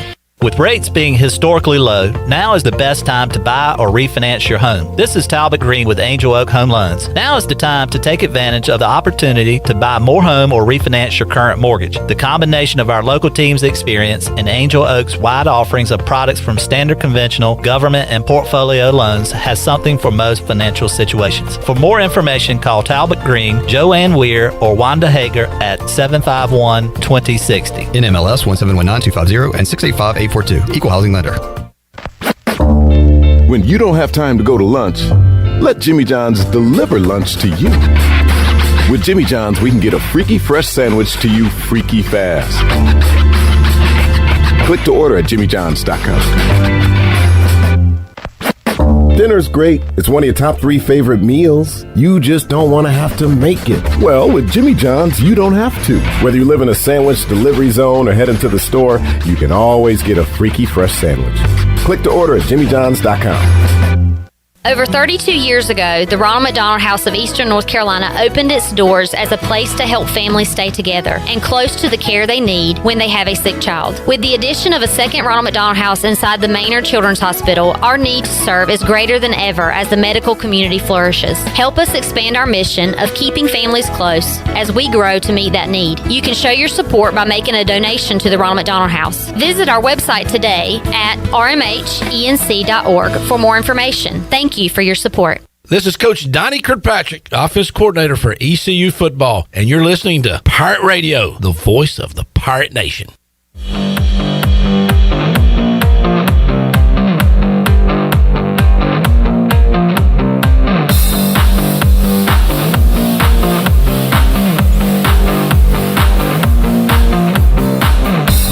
You're listening to Hour 3 of Pirate Radio Live. Now, back to the show. Town Insurance is your premier independent insurance agency.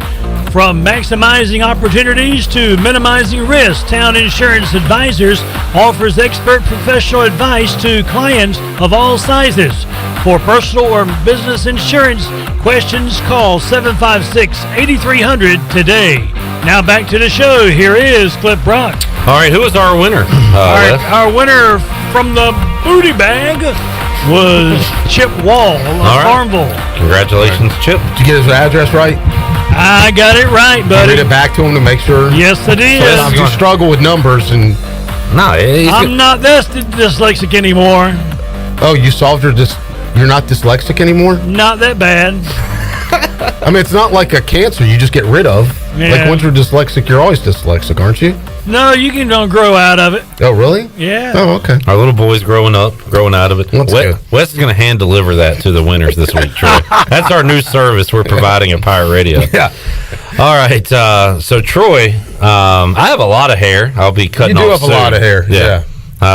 It grows fast. Your hair grows fast. It's, you must be drinking a lot of milk or something. It's like a weed. Like, because you'll shave your head sometimes, and then like the next, not shave it, but cut it close. But it grows Cut fast. it close, and then like a week later, it looks like you got a mop from the flow comes out of the head. Yeah. You don't have a lot of hair, but you cut it often. I'm about every 2-3 weeks. I do what's called a clipper cut this time of year. So I just like to, I have a little bit, but I don't go totally bald. I clipper cut it. It's kind of the closest no guard you could get. If you're a guy with the razor, with the electric razor, the hair clippers. Coach, you know what I'm talking about, right? He's got a beautiful head of hair. You ever been to a barbershop with the electric razor, with the hair clippers? God, you guys are so sheltered. Jeez. Wes, you know what I'm talking about. We have nice hair, Troy. Absolutely. Yeah. Okay. You and Wes. I get the red guard, which means it's almost to the scalp. Well, you probably do it yourself, right? My wife does. Yes. Oh, okay. All right. Well, some guys do it themselves. I don't want to do it myself because I'm always afraid I'll mess it up. So you go to a nice barber shop and because spend a lot of money. They'll ding you like $20-$25 for something your buddy can do. Oh, so you cheap out on your haircut. I have a friend that cuts it for me. That brings us to our story. Yeah, so I've been doing this for years now. You got what you paid for. Exactly. Well, so my buddy, and I give him a plug. He's a good guy. A lot of people know Brian Smith. They might know him as Big Daddy. Speaking of Town Insurance, works at Town Insurance. So he comes over and so I've been using the same hair clippers forever, and they're like something you'd see at a regular barber shop or whatever. But I realized, I guess after a while you're supposed to oil them. The actual clippers. Am I right, Wes? Absolutely. All right, so I've had this pair for like 3-4 years. Never oiled it once. Oh boy, you should have changed the oil in your car. Yeah, well, so these are the clippers. So he starts, and I had let my hair grow a little bit longer than I probably had gone 4 weeks. It was starting to get a little shaggy in the back, quite honestly. It's only at the, I got probably the typical, what they would call typical male pattern baldness at the top. But if I let it grow out, I could get a flow, I could have a hell of a mullet in the back, and I could have a Captain Comb over in the front if I chose to, but I don't. That's why I just like going clipper cut. So it had gotten a little bit longer than I needed to. So he starts, from the back, and I hear this noise, and I'm like, instead of cutting, it's pulling my hairs out. Like, how painful that is? Like, I do know that, yes. So he started it. And I was like, oh, man, hold on. Let me try. So I banged the razor, the clipper to see if it trying to fix it. He starts again. Same thing. It's pulling. I'm like, oh, man, we can't do this. He's like, well, I just got halfway up the back of your head. And so I said, hold on, well, how bad is it? So I took a picture of the original one. So there's a line, like a shaved line in the back of my head, but the rest of it, I've got hair back there. I'm like, oh God, we can't do this. We can't leave it like this. So I go to get another razor. This is a razor like you'd shave your face with. This is like an electric razor, like a Gillette electric razor or whatever. It has an attachment that pops on the side that does your sideburns and can get hair really close. So I pop it on the side. I'm like, here, use this one to shave my head. We'll use this today. So he starts it. And after about 3 swipes, it starts to die. And it's it's not made for that much hair. It's just made to probably cut your sideburn, and that's it. So it starts malfunctioning. I'm like, oh God. So then I try to take the razor part, the big part that you put on your face, on the back of your hair, on the back of my head. But then I got so much hair, it's kind of a mess. So then part of it's now shaved completely bald. Then I've got regular hair coming. Wes, put your mic on. You can laugh. It's all right. So now so then I'm like, well, hold on. Let me see. Take a picture. Let me see what this is on the back of my head. I knew it probably wasn't good. So you hadn't seen anything I yet. hadn't seen it, but I'm like, man, I'm running out of razor options here. And it's almost too thick to cut, in a shower, to shave it bald, because I got to cut it down first. It'd be like you trying to shave your That wouldn't go well, yeah. head, Yeah. So he takes a picture, and I'm like, oh, God. So this is what it looked like. That's where I was. So it looks like I got a skin disease. It looks like a globe, and your shaved parts is the water, and you've got a few countries, small islands popping up. Yeah. So now I'm like, oh my God. But now I'm running late because I got to meet Ellerby to go meet a client. We got a video production shoot to do yesterday. So this is yesterday morning. So now I'm like, I got to go. I don't have time to fix this and go get another razor. It's on Facebook Live and YouTube Live right now. I'm like, I've got to go meet Ellerby or he's going to have a conniption fit if I don't. So then I put on a hat, and this was the actual good part. Before then, it was worse. And I had a hat on, but you could see it through the hat. So I had to go find a fitted hat that would cover the back of my head yesterday, and so I could keep it covered until I could go get a new razor, get a new clipper. So then we did that. And then I got it close enough where then I could get in the shower and just shave it. So I just went ahead and went completely bald, start over, and then let it grow back. It looks like a dirty thumb.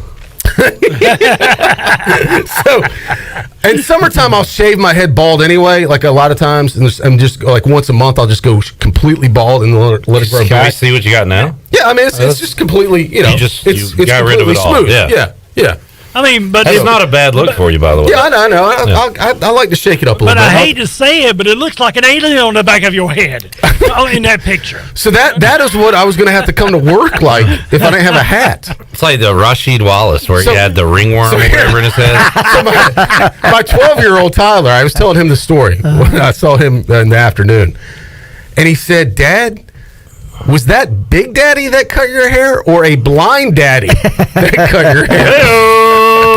Because that is looks like you got a blind person to go to. I said, in Big Daddy's defense, it was a malfunction of multiple clippers. And then you try to fix it, and it just gets worse and worse. Yes. I'm like, oh my God, I can't believe this is what's happened. Troy, I got a compliment for you, though. This picture looks really strange, but you got a pretty good neck. Thank you. I appreciate that. That's not actually, it's weird. It's not the first time I've heard that, but I appreciate that. You're known for your great neck. Thanks. I got a solid neck on this guy. Yeah. All that working out's been paying off. I got a great neck. Thank you, Clip. Yes, sir. Take it where I can find it. You know what? That is worse than you could ever describe. Yeah. The lack of hair you have, but see, and that was after it was cut somewhat. Right. Yeah. That's what I'm saying. I'm deceptively hairy for a bald guy. You got sneaky. I can grow a lot more hair than you realize. And I thought about doing it over the Christmas break, going a month and just let it grow out back in the old days. See what would happen. But then I was like, man, I don't feel like it's so much easier just to clip it, cut, keep it close. Boy, that was something. Yeah, so if you want to see that, you have to go to our YouTube or Facebook video from today. Mike said Troy's hair is saying peace. I guess he saw a peace sign. It's kind of like what does this art say to you? What do you see? Yeah, it's like what does that cloud look like? What do they call that? A Rorschach test? Right. Yeah. What do you see? That's what it would look like on the back of my head for those of you on radio that couldn't see it. Yeah, it was like a back of the head Rorschach. I see a grizzly bear. I see. You can see all kinds of things in Troy's head. You saw the Virgin Islands. I did. I saw beautiful islands on a big old white globe. So that was yesterday. So I was in freaking panic mode in the morning. Like, oh my God, I got to get out of here. I got to cover it up. And then, like, my first attempt to cover it up didn't work.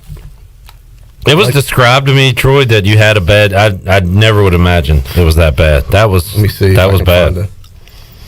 Oh yeah. So here's where it was like. Oh, you could still kind of see with the hat, right? Yeah. When I had a regular like snapback hat, you could still see it. So I had to get the fitted hat, so you couldn't like tell. I was like, God, this looks terrible. It's just like, wow. Yeah. So anyway, that was my day yesterday. How it started. That's great. That's never happened to me before, though. I've never had a situation like that. And then they're like, "Oh, just go to a barber." I'm like, for the price of, I mean, it's easy to shave a head. Like, I get these people that charge a lot of money that you got to cut your hair, coach, and it requires some styling, or U-clip. But mine is just shaving the head. Like, it should be like $5. They charge me as much as they charge you. That is true. I mean, it's a flat price. Yes. I'm just saying I'm getting screwed on that deal at a barber shop because mine's simple. It like takes 2 minutes and they're done. Yours could take 20 minutes and require styling. So for the price of a haircut, I got a brand new clipper is my point. Okay. And no offense to people that cut hair for a living, but you should give the clipper guys a break. They shouldn't be paying full price if all you're doing is shaving their head bald. It's the risk you take, though. You see what could if you went to a real place, that would have never happened. Right.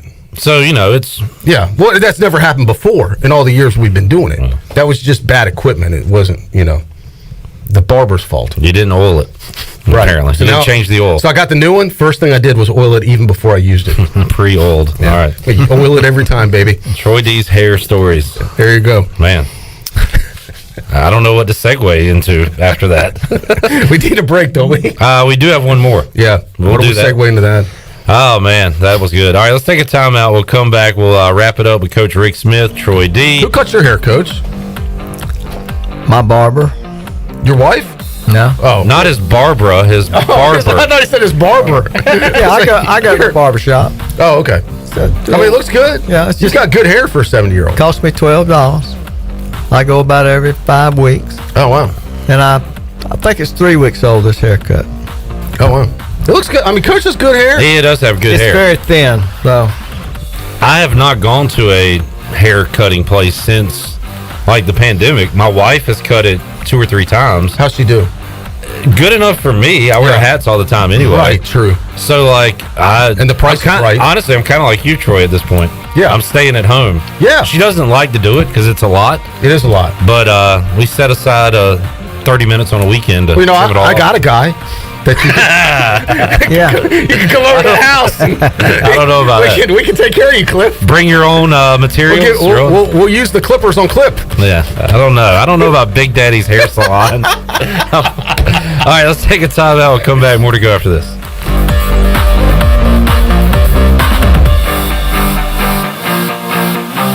Hey Pirate Nation, this is Tom Brown from Brown & Wood Cadillac. We've been serving the Pirate Nation in Eastern North Carolina for 83 years. We have 4 brands, 3 generations, 2 showrooms, and 1 goal to make sure you leave a happy customer. This month at Brown & Wood, get a Cadillac XT6. Take $6,000 off and 1.9% for 72 months. As always, Brown & Wood is the home of the lifetime powertrain warranty for all make and models. We're located on Greenville Boulevard next to the Convention Center, or shop us online at brownandwoodauto.com. Valentine's Day is just around the corner, and if you're looking for a local florist to help make your loved one's day, then you need Farmville Flower Basket and Gifts. Farmville Flower Basket has gifts and high-quality fresh flower arrangements from big to small and everything in between. They deliver to most of Pitt County, or you can pick up at their shop on Main Street in Farmville. Place your Valentine's order today at 753-4217. Farmville Flower Basket and Gifts, your hometown gift shop. Medicare is not one size fits all, but which plan is right for you? Hi, I'm Denise Walker, and I'm a licensed insurance agent here in North Carolina. Whether you are turning 65, new to Medicare, or already have a plan, I can help you compare your Medicare options. I can help you find a plan offering low to no monthly premiums, prescription drug coverage, and a wide range of additional benefits like dental, hearing, vision, and more. Call me today at 434-531-5674 to get a no-cost, no-obligation Medicare benefits review. Did you know you can help prevent natural gas emergencies? Whether you're planting a tree, putting up a fence, landscaping, or starting an excavation project, Greenville Utilities strongly encourages you to follow the law and call NC 811. Even minor contact with the natural gas pipeline could cause a natural gas emergency. Before digging or excavation of any kind, North Carolina law requires you call NC 811. Please call at least 3 full working days in advance so all utility lines can be professionally marked prior to digging. Stay safe, avoid damages, and call 811 before you dig. Hey Pirate fans, it's time to get your yard done right with the new John Deere mower from Quality Equipment. Our premium lawn care lineup is what every homeowner needs this spring. A John Deere will change the way you mow with easy-to-use attachments, effortless steering, and intuitive controls. Right now, save up to $700 on X300, X500, and X700 series mowers. Learn more at QualityEquip.com and get quality done right. Offer ends 3/1/21. Some restrictions apply. See dealer for details. In studio today with Dr. Shondell Jones from Kinetic Physical Therapy. Dr. Jones, you guys can help people with any aches or pains. Yep, we sure can. As it's getting warmer, we know more people are outside, wanting to be more active, and we know spring sports are in play as well. And so if you've got a knee or ankle injury, whether it's just a strain or a sprain, we've got specialists there to treat the weekend warrior and the athlete. For more information, visit us online at kptonline.com or call us at 364-2806.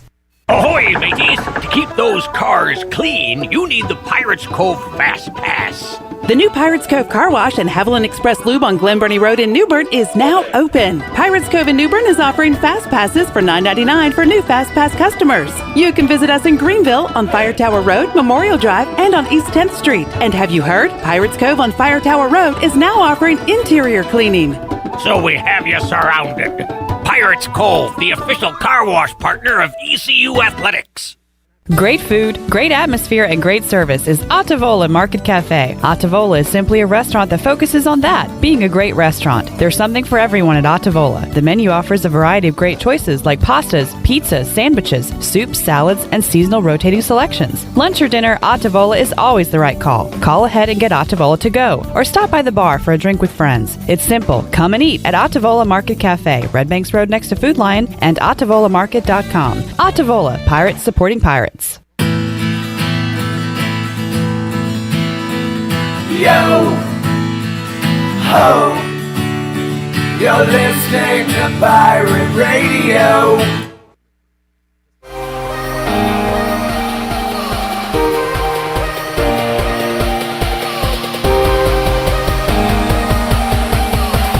You're listening to Hour 3 of Pirate Radio Live. Now, back to the show. And Tommy's Express Car Wash. Come experience the difference at Tommy's. Now open at the corner of Greenville Boulevard and Red Banks Road. Doesn't your car deserve it? Visit Tommy's Express Car Wash today. Now back to PRL. Here is Clip Brock. All right. Thank you, Wes Hines. Wes will be here on a Friday edition of Pirate Radio Live as well. Believe it or not, we'll be having some football Fridays here soon in Eastern North Carolina. And Coach Smith, we were talking during the break, practice beginning this week, and you got a grandson ready to play for the South Central Falcons this year. Yeah, he's senior this year, but they get 18 practice before the first game. They started Monday. They went in pads today, I believe. First game is February the 26th. They get 7 weeks to play, so they're going to play 7 games. First round of the playoffs is April the 1st, I believe. The second round is the 23rd of April. The third round is the 30th of April. And May the 8th, they'll have the state championship games. And we should say we'll be the home of the D.H. Conley Vikings again here on the radio, so we look forward to that. It's going to be weird.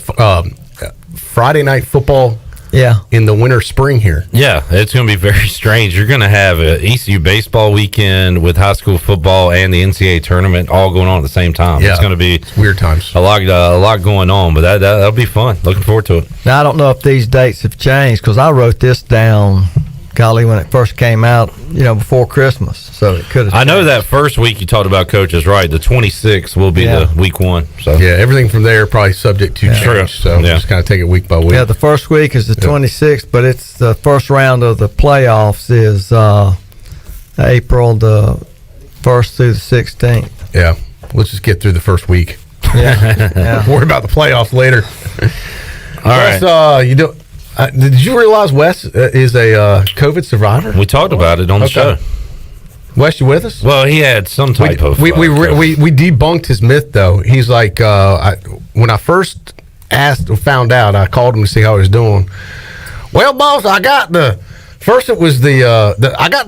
South African variant. I was like, I haven't heard that. Anyone in North Carolina has the South African variant. He was convinced he had the South African variant. Almost proud of the fact. And then we found out. I'm looking right here at it and saying it was mapped out. You got COVID Classic, is what you got. SARS-CoV-19-2. It says it was mapped out. It's the new coronavirus. Look right here. Doesn't it say new coronavirus?